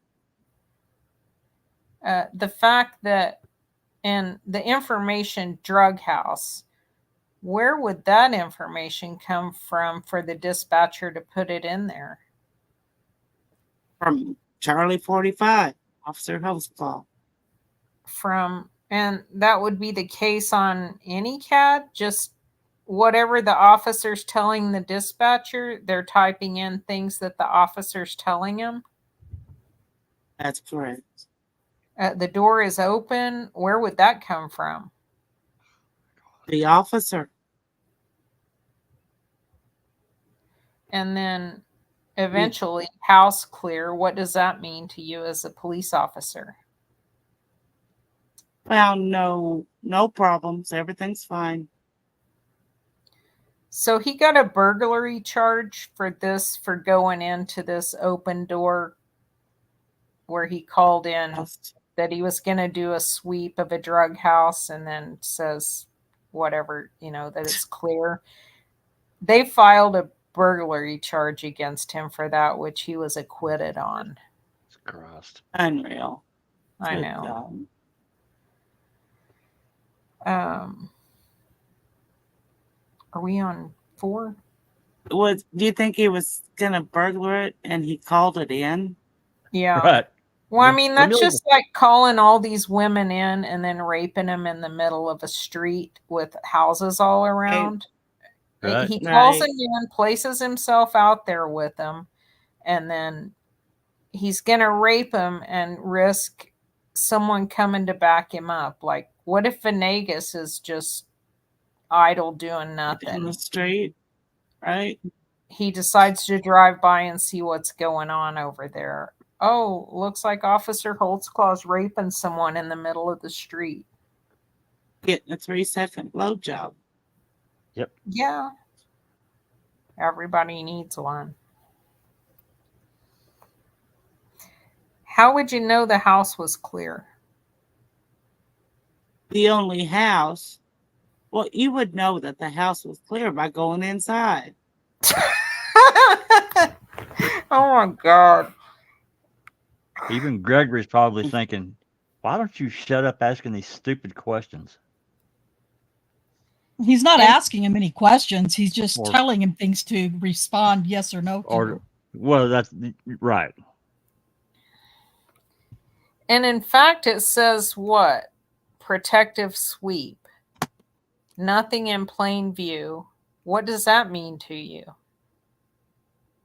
Like there's nothing taken, plain view, like you would notice if a TV or a couch is gone. Oh, bullshit. That's not what it No, means. no, that, oh God, that is not what it means, you See, dumbass. that's why he can't ask Rocky questions, because Rocky gives him answers like that and shows how dumb he is. And now he's a homicide detective. Yeah.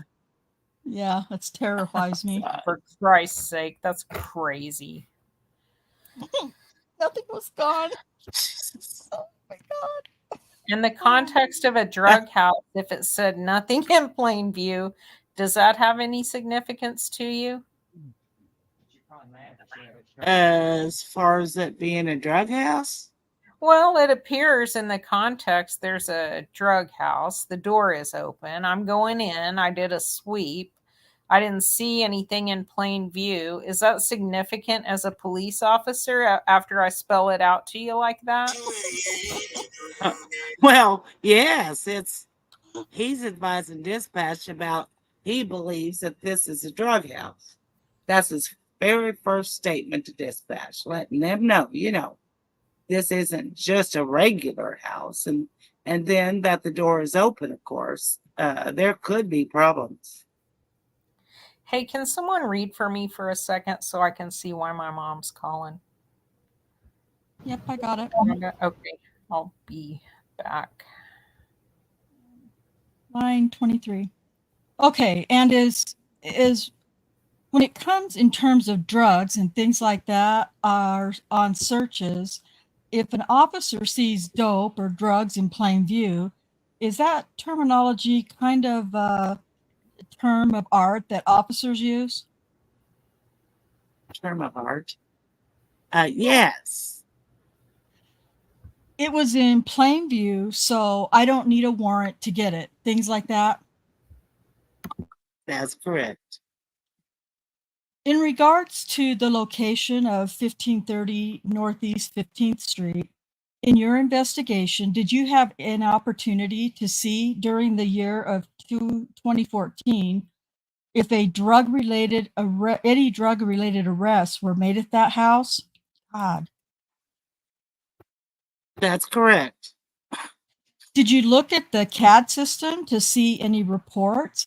Not just that Officer Holtzclaw was involved in, but any reports whatsoever about information coming in or calls or activity at 1530 Northeast 15th Street? I found no references in our database that this was a drug house during 2014. States Exhibit 172, there's two people that are highlighted on a stop at 325.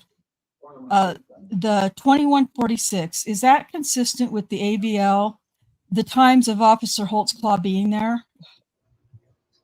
Yes. And Daniel Holtzclaw, 1782, that's the commission number, correct? Yes. The LTHD, is it your understanding that that's the terminal designation for the terminals that's in his police car? Yes. Okay, and then do we see the names Terry Wayne Williams and Tabitha Barnes? Seeing that, does this mean Officer Holtzclaw ran them through the Varuna system? Yes. Okay, that's what States 172 tells us, correct? Yes. Seeing those two names at that location, was that significant to you in your investigation? Yes. It says Tabitha and Terry both stated happened. All right. Show you Exhibit 403. Do you recognize what that is, sir? Yes. This is the Varuna information on Terry Wayne Williams. Offer states 403. No objection, Your Honor. All right, State's Exhibit 403 will be admitted. Again, there's so many different pieces of paper. Even I've gotten confused this morning.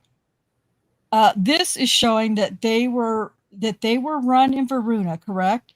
And that states number 172. Asked and answered. Yes. I'm back. Compound question, compound answer statement. Okay, sorry. But when you actually run someone in Varuna, do you see something on your computer in the police car that's similar? Again, it can contain more information than this one does, but similar to what you see on State's Exhibit number 403. Yes. Okay. Varuna is the database that OCPD has that maintains field interview contacts, any actual reports that were actually generated, and cases that were actually generated by the police department, correct? Yes.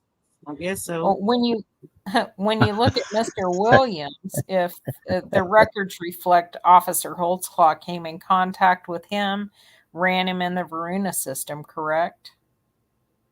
Yes. Does it show that he's a registered sex offender? Yes. So if he looked at what he ran, that should have become apparent to him at that time, correct? Well, yes.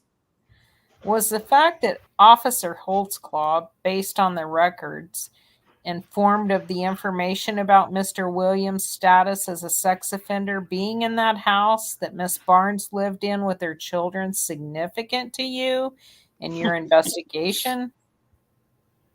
Why, yes. Why? Because if he observed that, if he found documentation that he's a registered sex offender and he knew that there was children in the house, he would have had to have verified whether he could been around children or not. If he should have done that? Yes. In your opinion, as an officer? Yes. If he did that and learned he wasn't, what, in your opinion, should an officer have done in that situation inside that house? Well, there's different references you would probably need to get a hold of. Supervisor, advise them of the situation as far as the children, take them into protective custody. That would be pretty drastic. You'd have to investigate further as far as finding out exactly, what his registration dictates as far as how much he can be around children. If these children are his children, things like that. Well, typically, if that type of an event unfolded as you went into a house for whatever reason, justified or unjustified, but you learned there was a sex offender apparently at least at the house at that time, is that something that would have then resulted in calling in and getting an actual case number and making an additional report and things like that that would be entered into the Varuna system? Judge, I'm just object. This is all speculation. About time, Adams. I'll sustain the form of the question. Was it significant to you in your investigation that a Varuna case number was not assigned upon learning of this information based upon the totality of the information you received about his contact on 325? That's bullshit. Yes. And why? Since he already knew that there was children involved in the house, and he comes across a subject, staying there.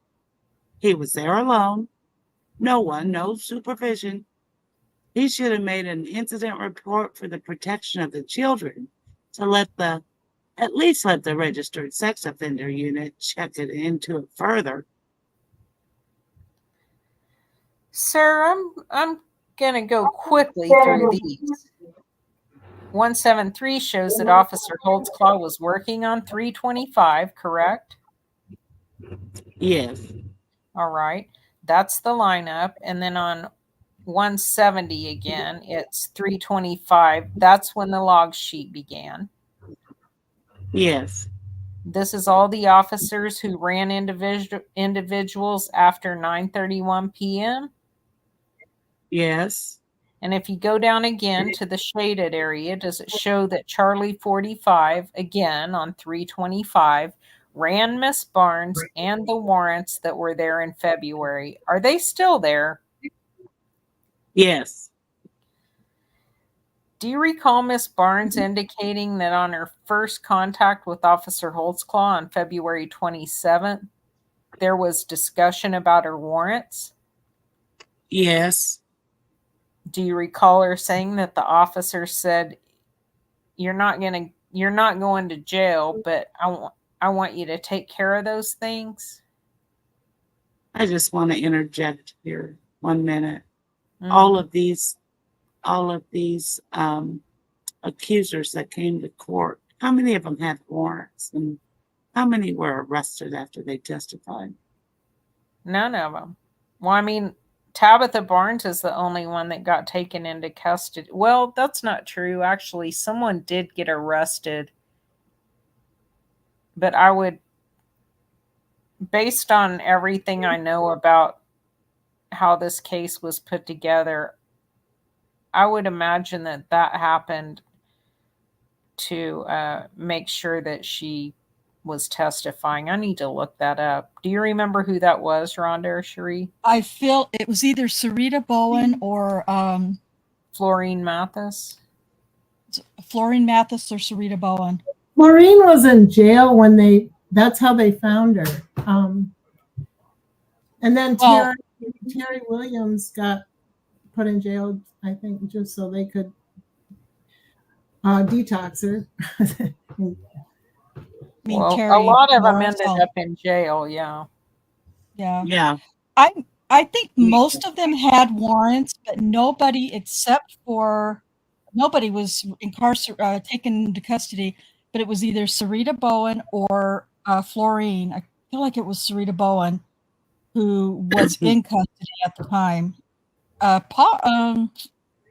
Possibly Adara as well. Oh, I can't remember. It's been a minute, but yeah. But these warrants that Tabitha has, these are related to traffic tickets. This is city court, and I know they said failure to appear, but that's, again, failure to appear on a city traffic ticket, which, should result in your arrest, but they're acting like these are criminal criminal offenses that he's just overlooking. Yeah. I'm Well, just and I saying think it's even the pot calling the kettle black, Mhm. Yeah. And Kim Davis, I think somewhere, if she hasn't already, is going to testify too that on these city warrants, they would not have an officer would not have arrested them and taken them in on a city warrant. So Yeah, we heard that And testimony. a lot of the law enforcement testifies, or in their depositions, they state that, yeah, that's officer discretion if you want to do that or not. But I always thought that on a failure to appear, that was an automatic warrant out for your arrest. And if there's a warrant out, that. on that, yeah, that's what I thought too. But I don't recall there being any warrants. No. Not for a failure to appear. No, not that I remember. Sherry had some, didn't she? Or was that just that she wasn't paying on her tickets or something? Sherry Ellis. Yep. Yeah, Sherry Ellis was late. Hers was about fines. Yeah. On her city fines, which those weren't resulting in any bench warrants being issued at that time. She would skip a month and then make a payment and skip a month and make a payment. Until she was like 2 or 3 months behind, they wouldn't issue They wouldn't issue a warrant. It's kind of interesting to go look at OSCN at all of the different dockets sheets for how many times, especially like Rosetta Great, how many times she gets arrested, she gets out, she doesn't do what she, doesn't make her court date or whatever, gets arrested again. She can get arrested 3 or 4 times before an issue is ever even comes to a preliminary hearing. It's crazy. I'm gonna guess she doesn't care for law enforcement much. No. No. Rosetta, or probably none of them, but Any of them, all of them. Yeah. Yeah. And we also, I expect Kay will do revenge. this, but we, really good revenge. Now that the youngest accuser is out of prison now, we need to definitely start keeping our eye on, is she in Oklahoma City? Or, I'm not sure about it. I okay, couldn't. we'll have to I check. can't tell. Okay, anyway. Now, it's been Lots- 2 days short of a month, and based upon State's Exhibit number 170, does Officer Holtzclaw come in contact with her and run her again? Yes, he does. Is it significant to you that after a month he's taken, that there's no arrest? Yes. Why? He did give her the leeway to not arrest her on the first incident. Going a month later, come across it again, and she didn't take care of him. Usually at that time, still the discretion of the officer, but the arrest should have been made. Now, the exhibit that I put on mistakenly before is actually his activity log for 325. Is that, make sure we're right. Is that right? Yes, of course. And for the times, him being at that address, this one right here, the 1530 North Jordan, and again, the ATL means attempt to locate, correct?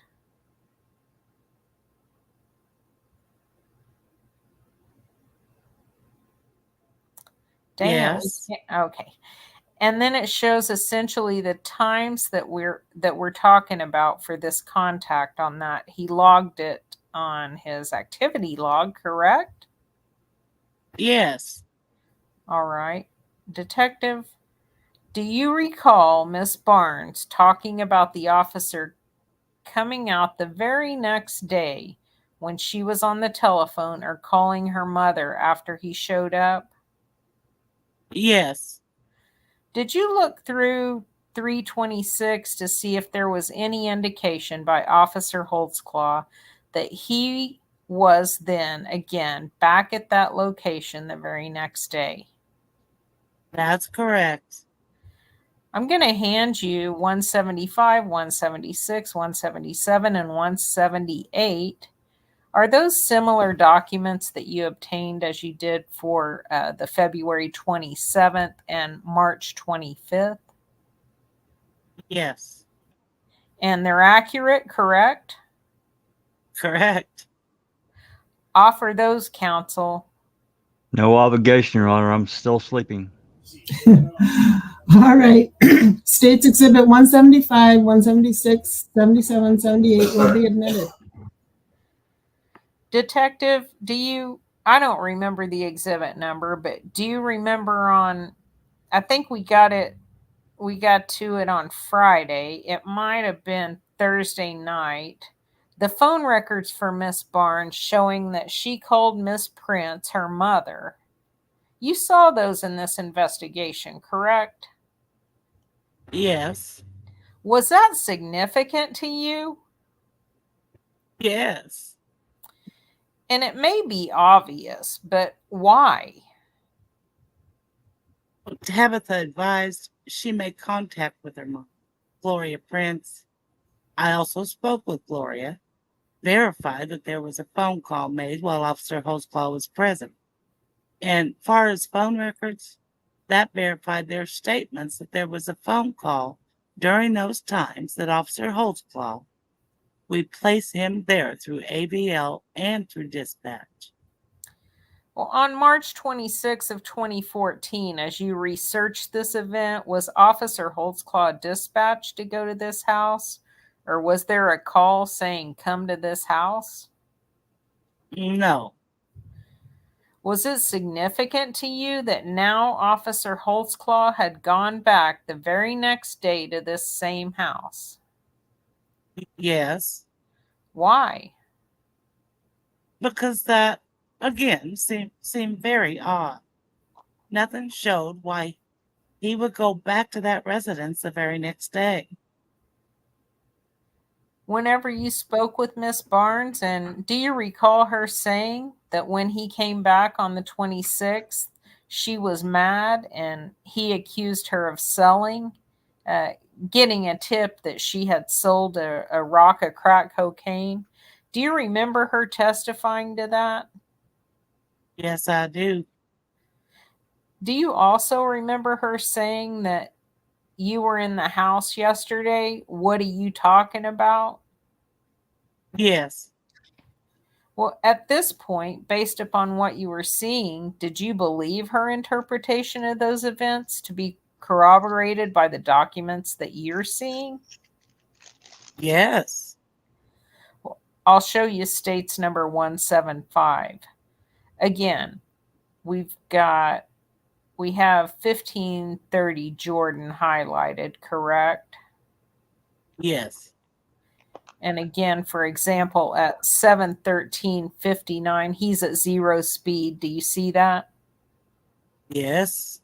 And again, based upon the phone records, do you recall that that was consistent with the times of the phone records that Miss Barnes says that he came up and stood on her porch?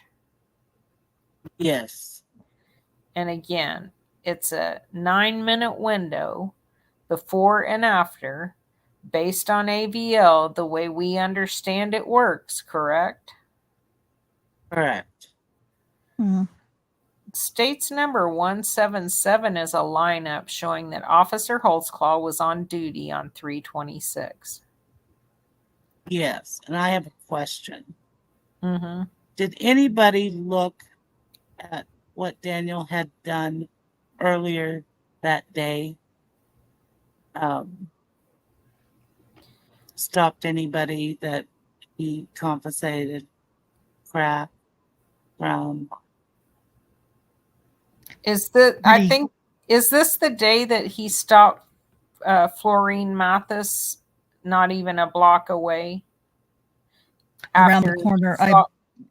after he saw her believe so. leave Tabitha's house? Yes, I believe so.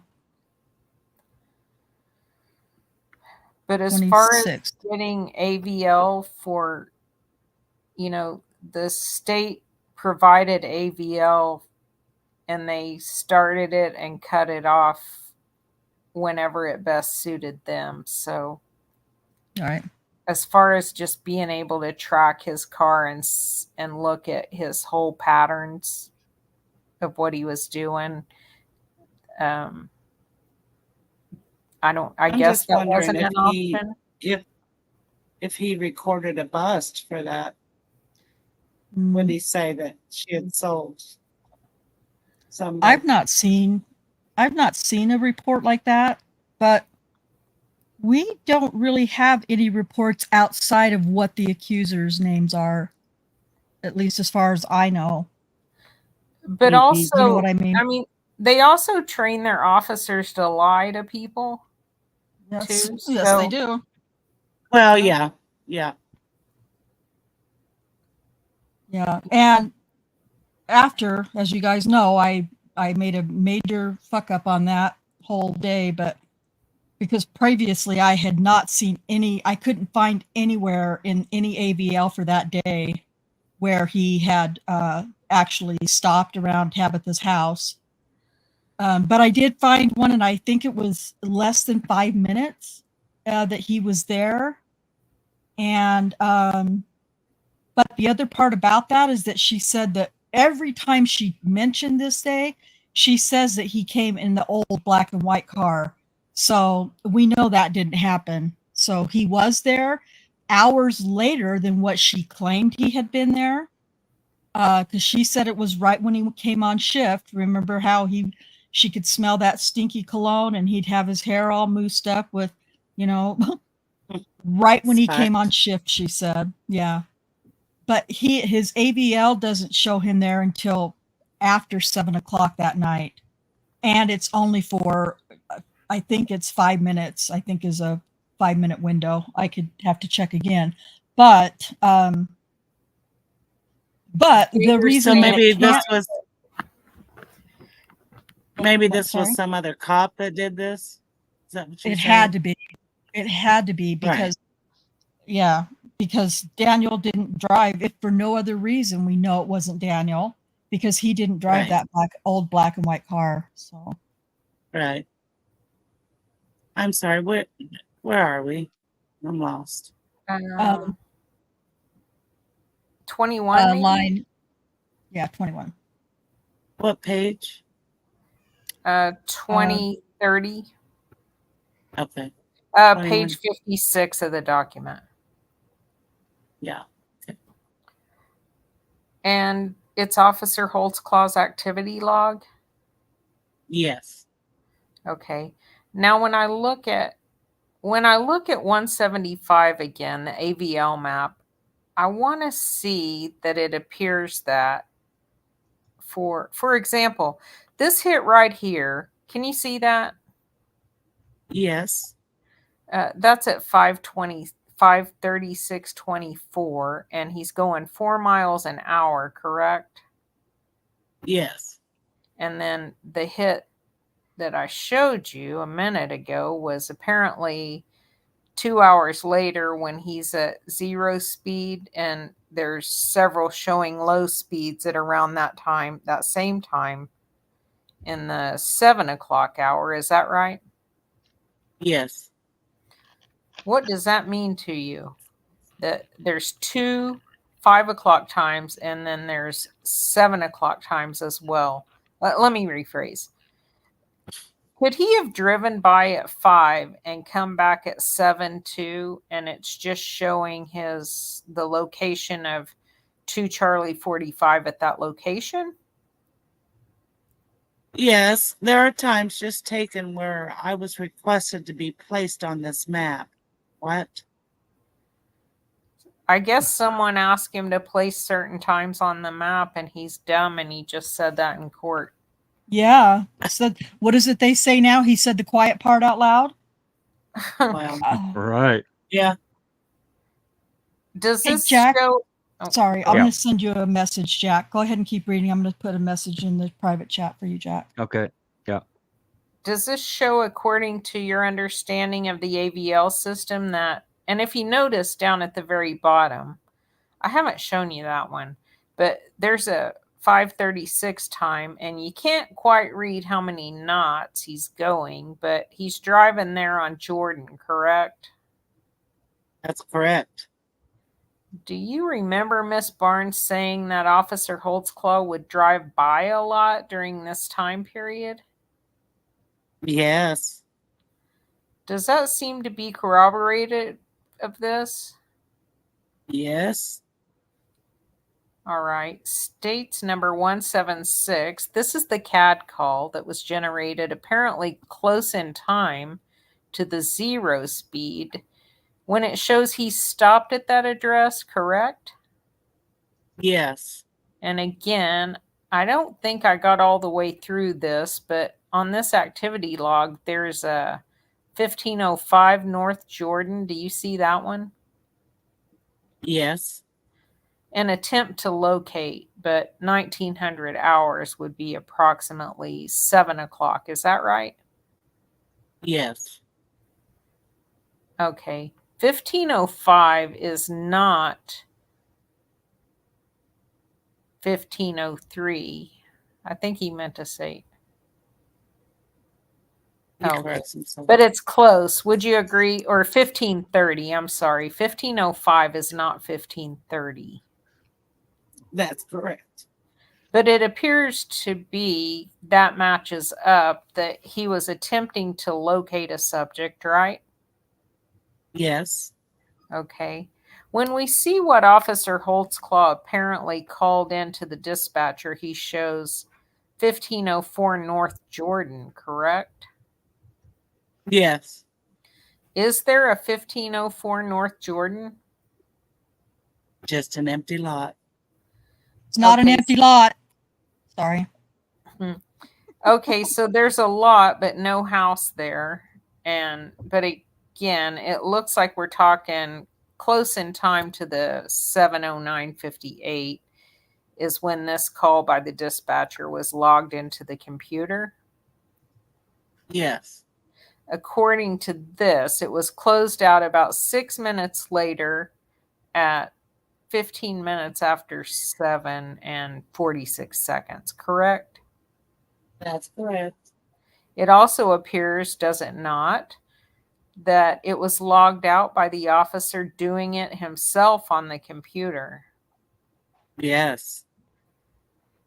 The time of being 6 minutes there, was that significant to you in your investigation? Yes. Tabitha stated in her comments to me that he was only there for just a short period of time. And that's kind of verified here. Again, though, when I look down at the comments section, you see again that 2 Charlie 45 is saying that he's going into a crack house. Yes. Well, based upon your investigation of this case and all the contacts at 1530 North Jordan, have you found any information to justify Officer Holtzclaw's comments that this appears to be a crack house? Well, he said 1504, right? Yeah. And if he got out of his car at that area, which attempt to locate, he's gonna get out of his car. All he's doing is giving them a location of where he is just to keep in contact. Right. And I just think have a this Google. may have been somewhere other than her house. It Yeah. is. Yeah.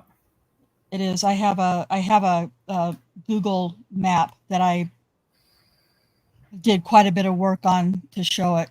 Really quick, Jack is going to start sharing. I'm gonna look for some other stuff that I want to show you guys. So Jack is going to share his screen. You'll read from his screen. You ready to switch, Yeah, Jack? Sorry, guys. it's there just whenever you're ready. Okay. All right. Go ahead. Actually It's reading shared. off the There you go. PDF now. Are we on 21? Uh, Or no? Next page. No, I, it's th- I think yeah, you read line 21. one. Yeah, line 1. In fact, have that's- you found evidence to the contrary? Yes. Clearly, Miss Barnes uses drugs. Clearly. Okay, is there a difference between using drugs and living in a crack house Yeah. in your experience as a police officer?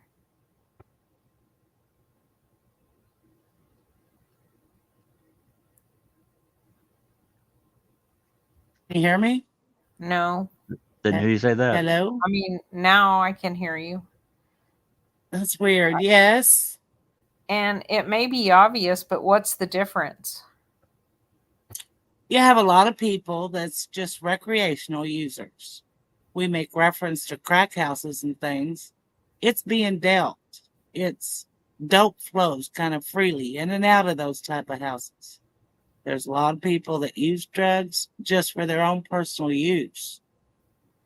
Detective, in regard to my question a moment ago about Miss Barnes' assertion that she would see Officer Holtzclaw on many occasions, correct? Yes.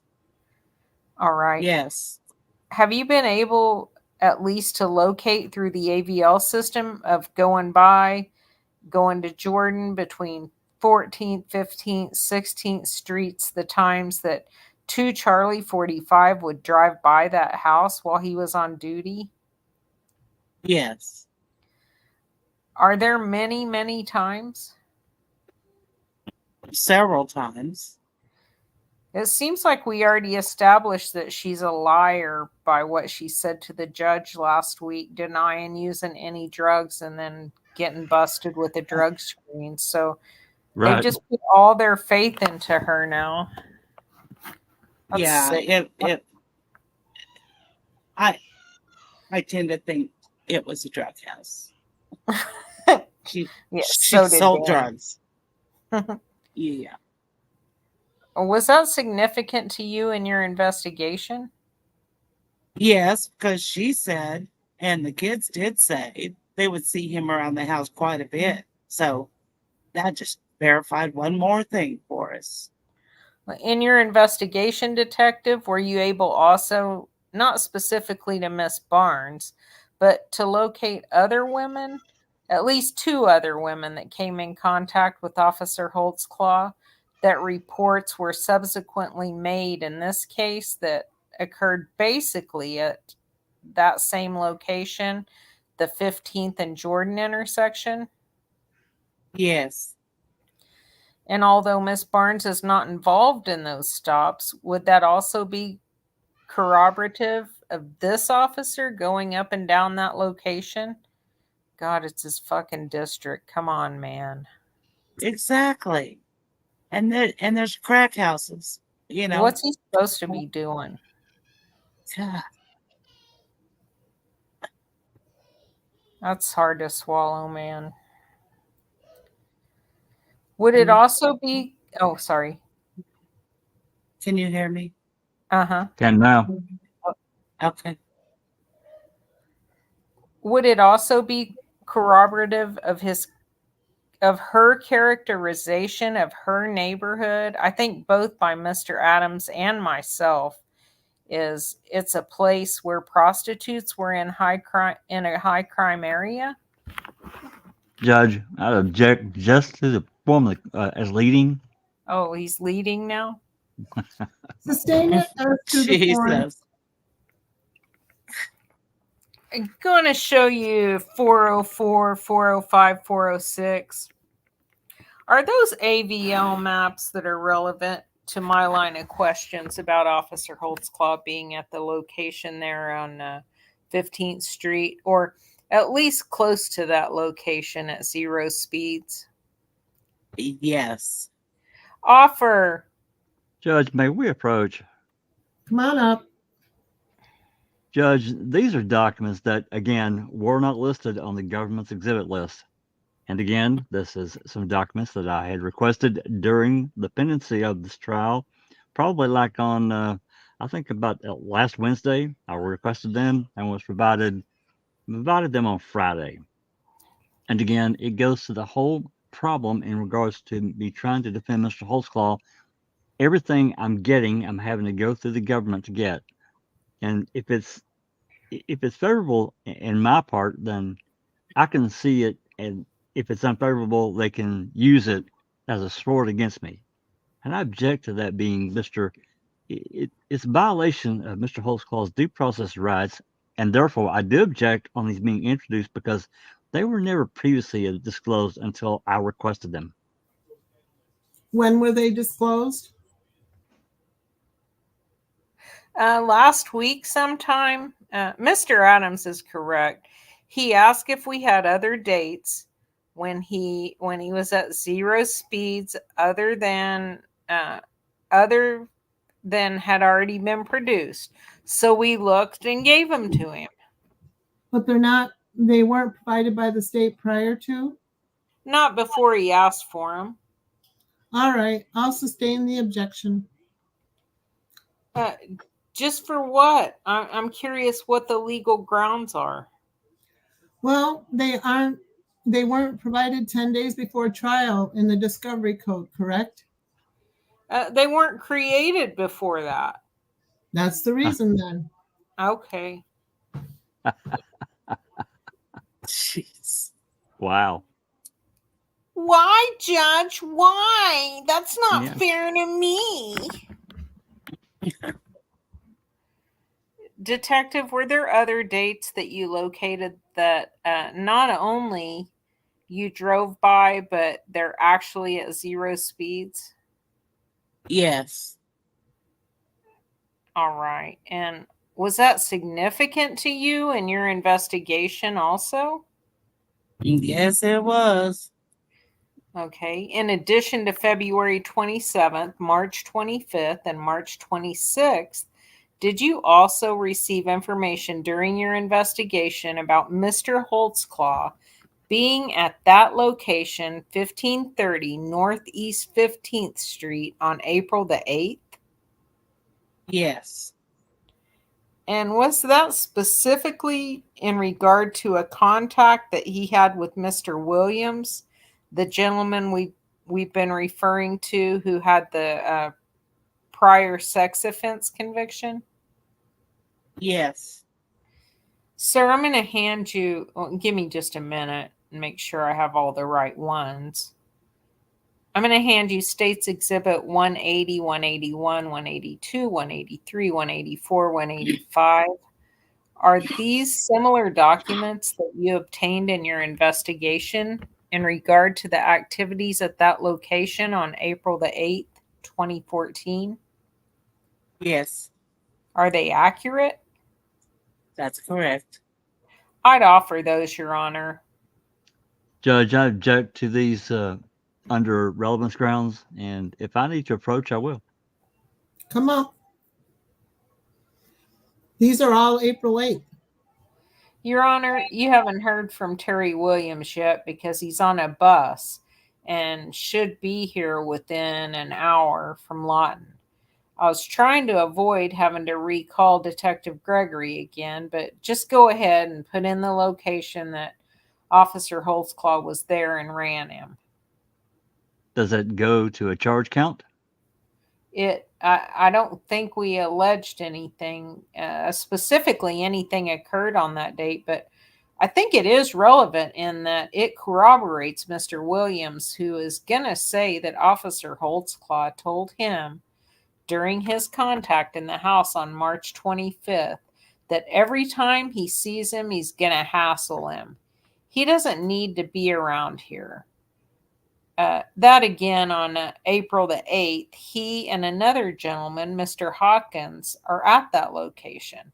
Officer Holtzclaw does come up for no apparent reason, runs them through Varuna, detains them for a while, double check the comments, and therefore it's corroborative of what Mr. Williams is going to say, as well as what Miss Barnes has said, that because he kept coming to her house and because he kept having contact with her and her family, that she was in fear and, in fact, eventually moved away.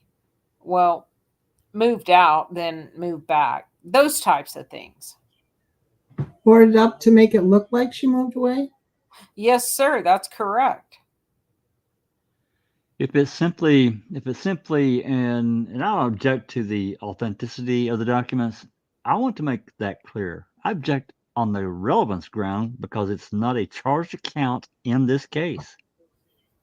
Okay, this is the problem I'm having with, we've got Ms. Barnes stating that the defendant allegedly said to her about being in her house, you're going to have a witness testify apparently that he came in the house and did whatever he did.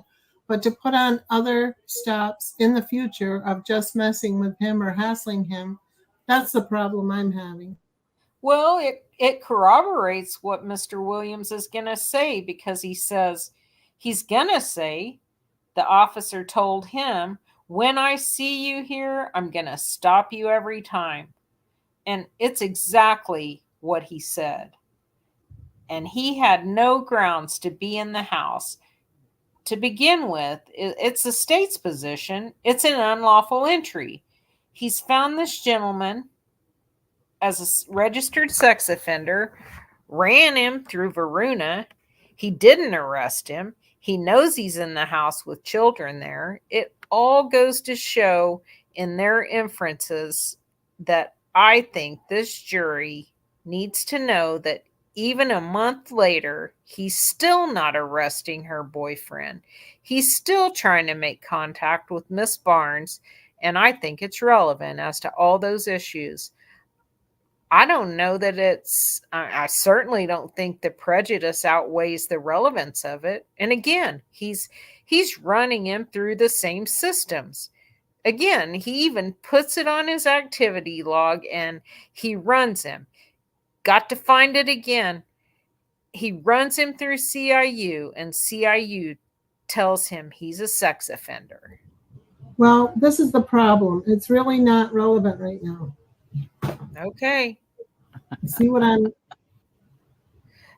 And I can call Detective Gregory to talk about it, to get these documents in after Mr. Williams testifies. I mean, I understand what the court's saying.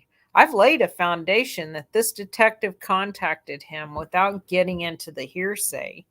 And so we have another witness.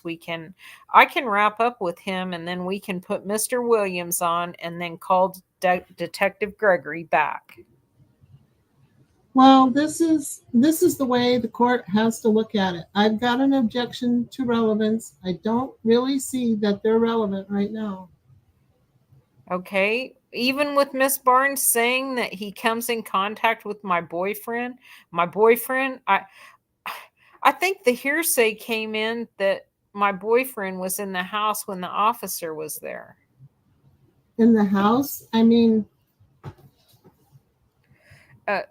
That's right. This is outside the house now. But a month later, or a week or two later. Couple of weeks later. All right. Well, I'll sustain it right now. Okay.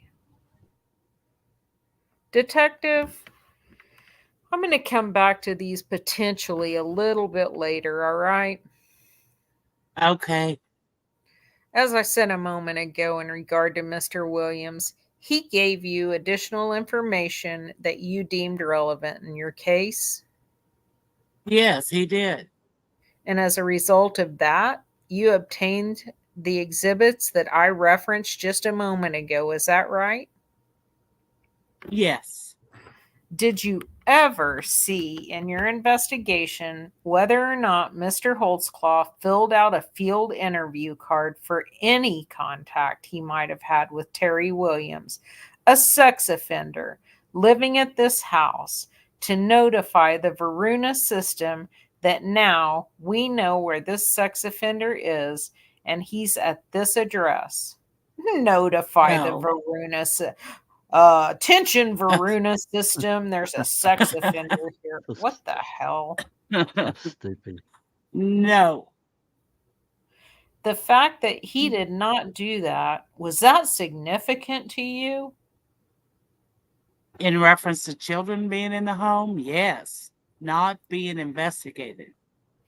Detective, in your experience as a police officer, going back to the events that happened on March 25th, the date that Officer Holtzclaw was purported to go into the house and what the documents indicate, phrase the question the right way. Is the Judge fact saying that? No, he's saying it. I think he's Wait. talking to himself now. Yeah. My God. I think he means to say, I'm going to phrase the question the right way. Is the fact at this point in your investigation that he entered the house significant to you? And do you know of any justification he had to go into the house that day? No. Do you remember? 1 second. Do you remember Miss Barnes talking about Officer Holtzclaw having the $20 in the back of his patrol car? Yes. Sir, during your investigation, did you become aware of another victim who said something similar in that regard? I believe there was another victim, yes. Was that significant to you? Yes. Why? More corroboration. Have you ever been trained in the academy, or have you ever learned in your experiences of a tactic that officers have to leave money in the back seat of a police car for any reason? I guess that if you put someone in, then they would come in contact with that money. Have you ever heard of that being done before? No, never.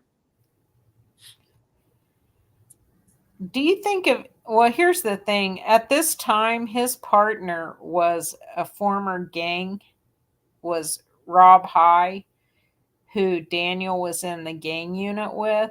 And the gang unit is who taught Daniel to do that as an honesty test.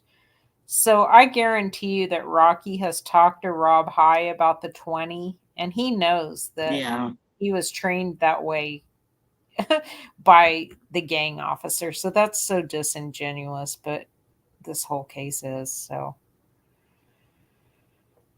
can you think of any valid reason that a police officer would want to do that? Nope. Judge, I'd object to speculation. Overruled. Based on your training and experience, you can answer the question. No, sir. During your investigation, detective, and also you worked with Detective Davis as well with the individuals that she took the lead on. Is that right? Yes. During your investigation, or hers, that she has shared information with you on, have you received any information that the victims, alleged victims, had met, knew each other, or had relationships with each other, or anything like that?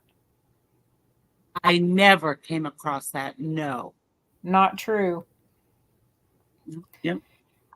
Whenever you interviewed Miss Barnes, or as far as you know, any contact with Miss Barnes throughout the pendency of this investigation, has she ever, to your knowledge, come in contact or had a conversation with an individual named Carla Johnson? Nope. Is it your memory that Miss Johnson is the other individual that talked about $20 being in the back seat? I believe so.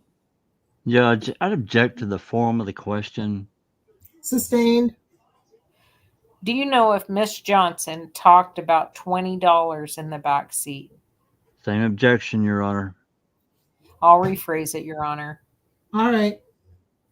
Detective, is it significant to you, knowing those facts, that both victims, that two separate victims on two separate events would talk about that happening? Yes. $20. Yes. And again, why? You having two separate victims that don't know each other bring up a certain fact of what happened to them, what they witnessed, that's pretty big. That stands out. Were you in the courtroom whenever Miss Barnes was asked if she knows someone named Flo? I believe so. Is another victim in this case named Florina Mathis? Oh, yes. Despite them knowing each other, through your investigation, did you learn that they at any time met and were able to corroborate stories or get together, at least as far as you can tell? I never come across anything of that. How the Judge, hell may I- would they be able to tell that? Judge, Get may that I sentence. approach? Come on up. This is something that I can talk about on cross-examination. I understand it, but it's a total misrepresentation of the evidence, and it's prejudicial to Mr. Holtzclaw. I'm the one that was told by the government that Flo has spent the night with Miss Barnes before, and they do know each other. And now he's up here saying he didn't come across anything or heard anything, doesn't know anything about Flo and Miss Barnes know each other. And I know I can cover that on cross, but to me, I think as an officer of the court, I need to bring it up to the court's attention. I don't know if they're baiting me here or what's going on, but I was told specifically that they do, and that she has at least spent the night there one time, and they know about it, and they disclosed that to me. So I don't know where this is headed, if they're baiting me or what, but I wanted to make a record of it. Judge, I don't think I'm misrepresenting anything. I've disclosed that to counsel. My question was, do you have any information that they got together and talked about these two cases? What I That's intend not to what he do, said. I'm not baiting counsel. What I intend to do is when Miss Mathis takes the stand, point out that she was incarcerated during a lot of this time period, I believe, and that all through and that although they did spend the night together on occasion, once this investigation started, I believe she was incarcerated all the way until preliminary hearing.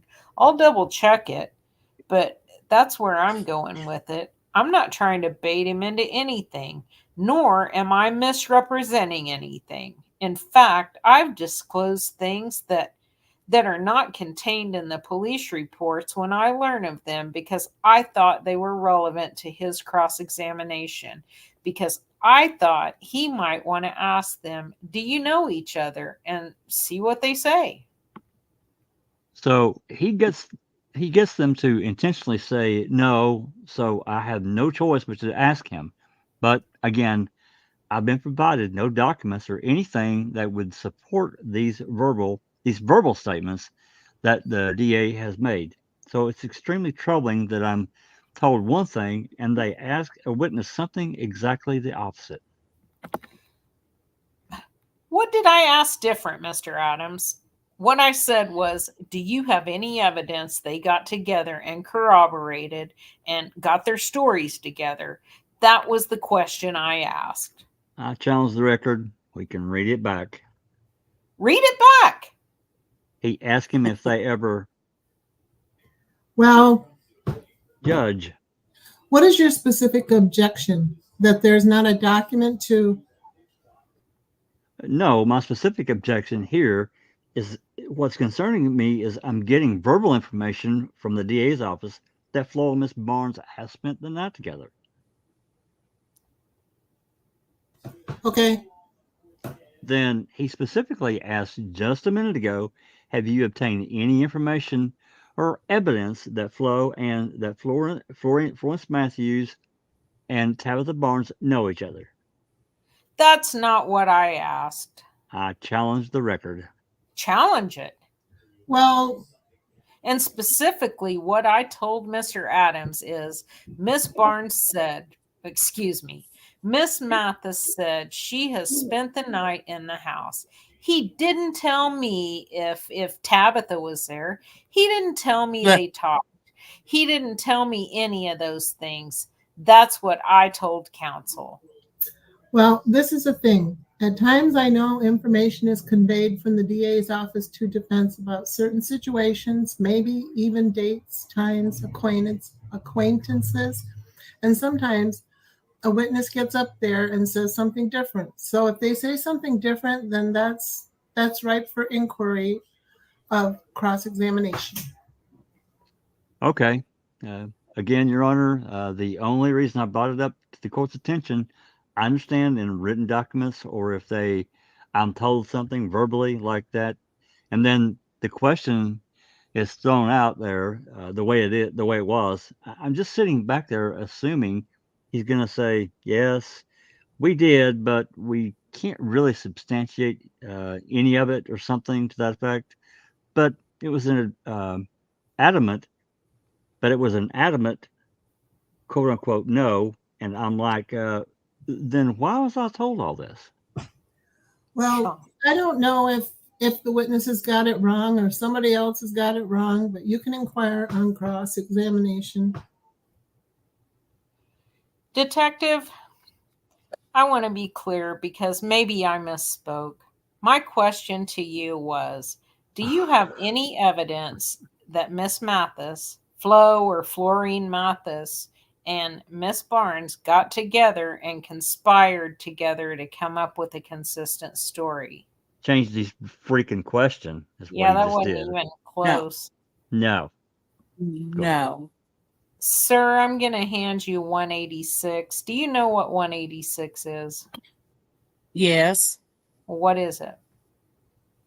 It's the recorded radio traffic on February 27th and March 25th and March 26th, 2014 of Officer Holtzclaw. There's been a lot of conversation about the documents that are generated, but through your investigation, were you able to actually capture the actual communication between Officer Holtzclaw and the dispatchers for different events and the dates that you just referred to? Yes. Oh, he made that sound. captured them? He made that sound like that. Rocky Gregory went out and did this amazing thing. He went to the freaking dispatcher's office and said, "I want a recording of these dates." Come on, Hey, man. Joe Hill, could you email me those recordings? Yeah.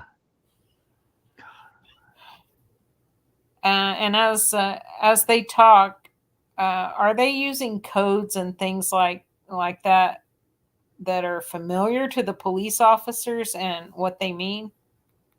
That's correct. And is the conversation basically very limited, but yet it does exist, correct? Yes. Offer states Yes. 186. I have no objection as long as it is the dates referenced by the detective. Okay, well, I didn't catch all those dates, but he read them so fast. 227, 325, and 326. All right, State's Exhibit 186 will be admitted. First, Detective, I'm going to turn your attention to February 27th. And do we have what we call both radio traffic, which is talking to the CAD dispatcher, and crime information traffic? Yes. Okay. The CAD call? The dispatcher first. The state plays 186. Detective, it's kind of hard to make that out, but the female voice is the dispatcher. Correct. And when you heard the male voice, do you assume that that's Officer Holtzclaw? And if so, why? Gives out his call number. Which is? Charlie 45. All right. And essentially what he's saying there. He's putting himself out on traffic, 15th and Jordan, just to the west, given a location. He's also given out the tag that's also, he's pulling over in his traffic stop where he stopped. And now I think the next one will be the Crime Information Unit report for 227. State's Exhibit 186 is played. Detective, I think that was a little easier to understand, but was that the Crime Information Unit indicating that Miss Barnes had 3 warrants? That's correct. All right. He couldn't say what it actually said, which was 3 city warrants. He left that out. Of course. Which was the actual transcript. All right, turn your attention to March 25th of 2014. And on this one, the radio traffic that we have is the Crime Information Unit. Is that correct? Yes. State plays 186. Those recordings obviously have a computer timestamp on them, and it's kind of hard to hear, basically. Yes. But is that Officer Holtzclaw based upon the call sign calling again on Miss Barnes and receiving information that the warrants are still there? That's correct. Warrants? Okay. I'm not sure about that. On the next day, March 26th, 2014, we have him contacting the dispatcher and putting himself out at that location. Is that correct? Yes. All right. They play when it states 186. And consistent with the CAD run, he puts himself out at that location and Miss Barnes saying he came to her house. Fair enough? Yes. 1505 North Jordan really doesn't actually exist, but it's the same location.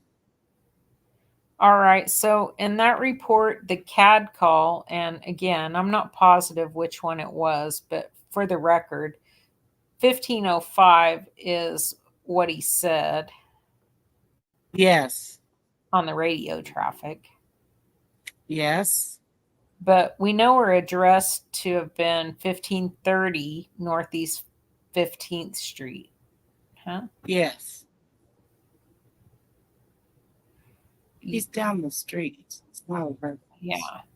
I was going I to say don't- the 1505 and 1530 are not the same location. They're That's just the not. other end of the block.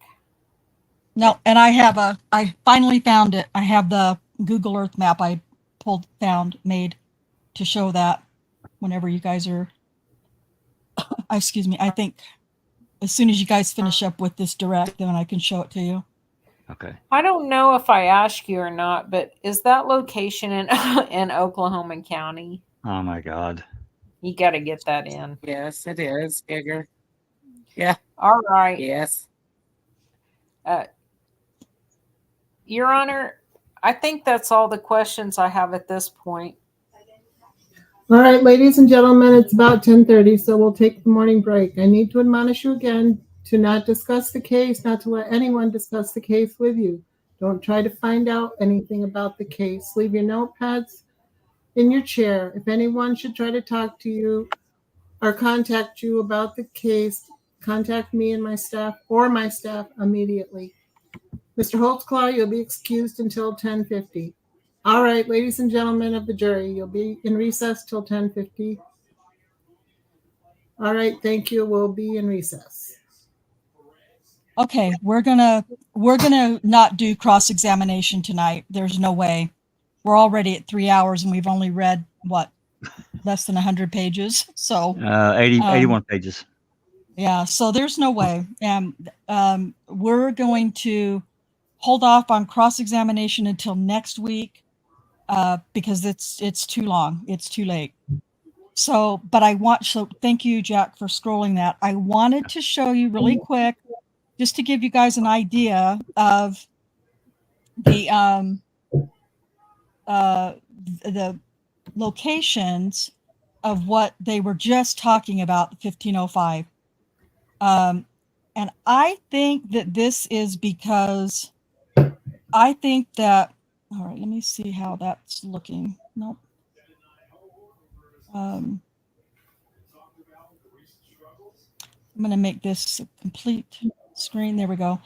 I think that Officer Holtz, so this is, I put in 1505 North Jordan Avenue in Google Maps, Google Earth.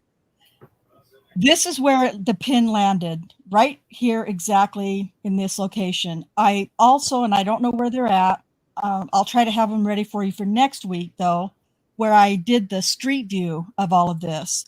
And initially, I think Rocky Gregory said that he drove to this location and there's nothing around here, 1505 North Jordan Avenue, but empty lots.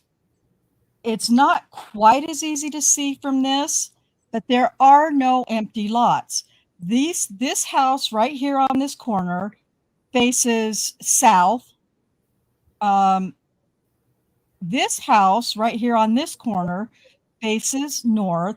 This house, I think, faces, actually, I think, anyway, there's houses on every corner. This is a big backyard. This is a big backyard. This is Tabitha Barnes's yard. I think that Daniel Holtzclaw, whatever his call was, attempt to locate or whatever, I think he knows where Tabitha lives. This is on the 26th, if I'm not mistaken. He knows where Tabitha lives. He knows this is her house right here. I don't know what his reasoning would be for calling in that address, except to just make himself known of where he was, perhaps. I think he was watching activity, though. He had stopped the day before on the 25th. He had stopped Florine Mathis right around here by Tabitha's house the day before. So he knows that, there's drug activity going on here. And no, he hadn't necessarily flagged it as a trap house or anything like that, but he's watching it for that reason, and I think that's why. But Rocky Gregory tried to make it sound like it was all nefarious by saying nothing here but empty lots. The only thing that's empty are the yards on those corners. Yeah, the backyard behind 1505. He could probably say that about. And then going up toward Tabitha's house across Jordan. I don't know if there's anything built on that lot or not. It's hard to tell. I'm not sure where you're. But this is a house. Sorry, go ahead. Yeah, that house's backyard, 1505's backyard. Yeah. And then up toward the direction of Tabitha's house, that lot above this one doesn't look like there's anything on it. But still, 1505 and 1530, he tried to say they're basically the same location. No, they're not. And that pin is actually not a house. I got the addresses for all four of these houses. I don't know where that one is. It pisses me off that I can't find it. But I have all the addresses for all of these. This is just, there is no 1505. This is where the pin dropped because it's basically kind of where it would be. So, yeah. Well, at and first Rocky, he had 1504 was when he said that was an empty lot. Yes. 1504, I think, was closer this direction, west, if I'm not mistaken. Because if he goes, no, it couldn't be. No, it's got to be on Jordan. Yeah, it's got to be on Jordan. Correct. So, anyway, I have it. I'll find it or I'll remake it again because it was pretty interesting how Gregory tries to say this is an empty lot. And I know that this is a backyard, and I'm pretty sure this is also a backyard, but we can't see the house to it because it's all covered with trees and stuff, if I'm remembering correctly. Well, so anyway, go ahead. That's going to be that first house right there. Yeah, that's going to be 1501. Yep, this is 1501. You're right. Exactly right. So, I mean, remember that. 1505 could be a vacant lot, but I'll get it again. Backyard. Those are huge backyards. I took the street view. Seem to have them. I took the street view and I set the history back to it was actually May of 2014. Oh, okay, and these were big backyards. Okay, cool.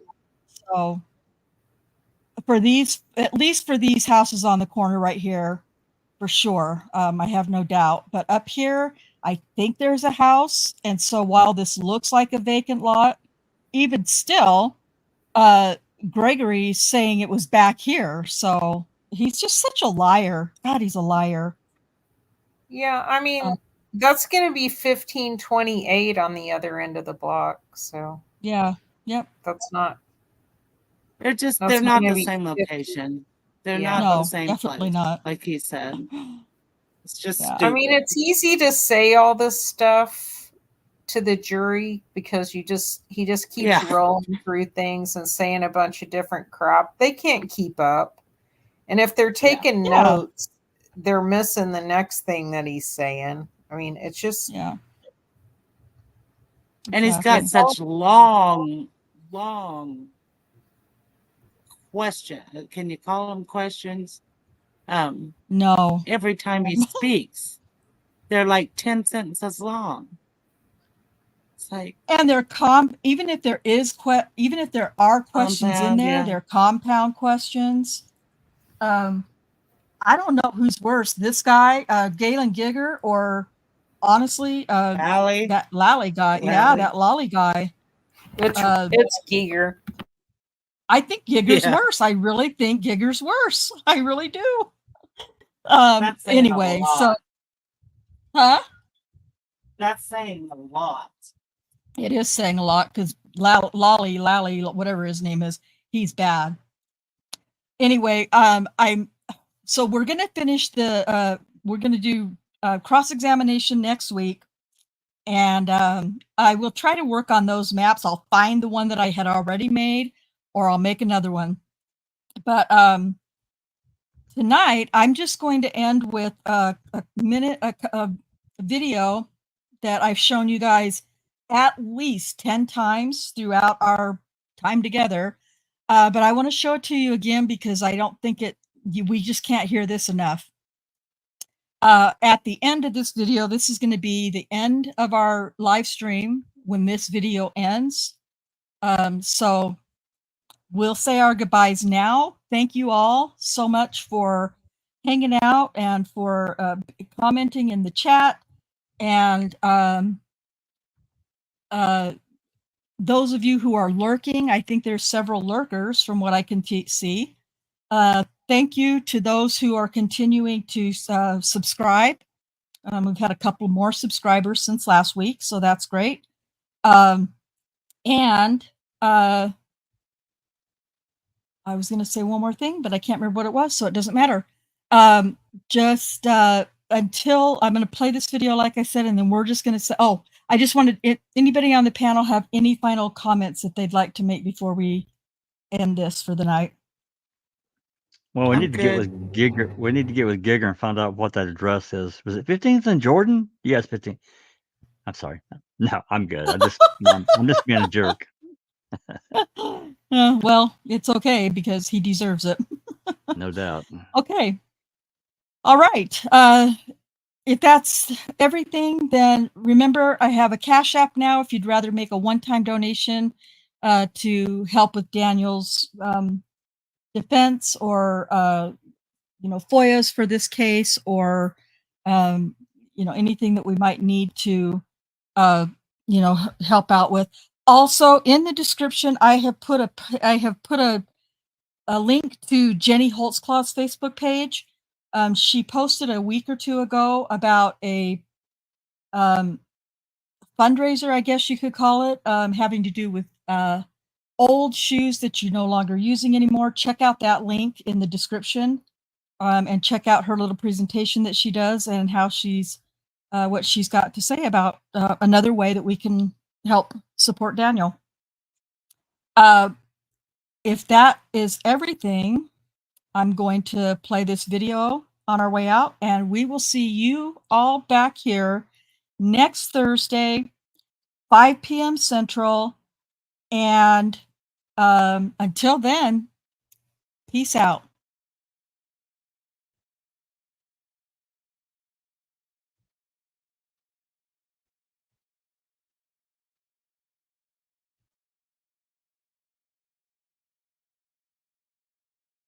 How many times did Holtzclaw touch you inappropriately? He didn't touch me. He never touched you? No. Next to the third to the last line says, Holtzclaw then asked Plaintiff Barnes if there was anything under her breast, and final Plaintiff Barnes' naked breast. Do you see that? You just read it. Yes, I see it, sir. Isn't that different than what you testified today? What do you mean, is that different? Didn't you say Holtzclaw didn't touch you? He didn't touch me. So this is a mistake. He did not touch me. Okay, and if you go back to Defendant's Exhibit number 11, which is the information, count 1.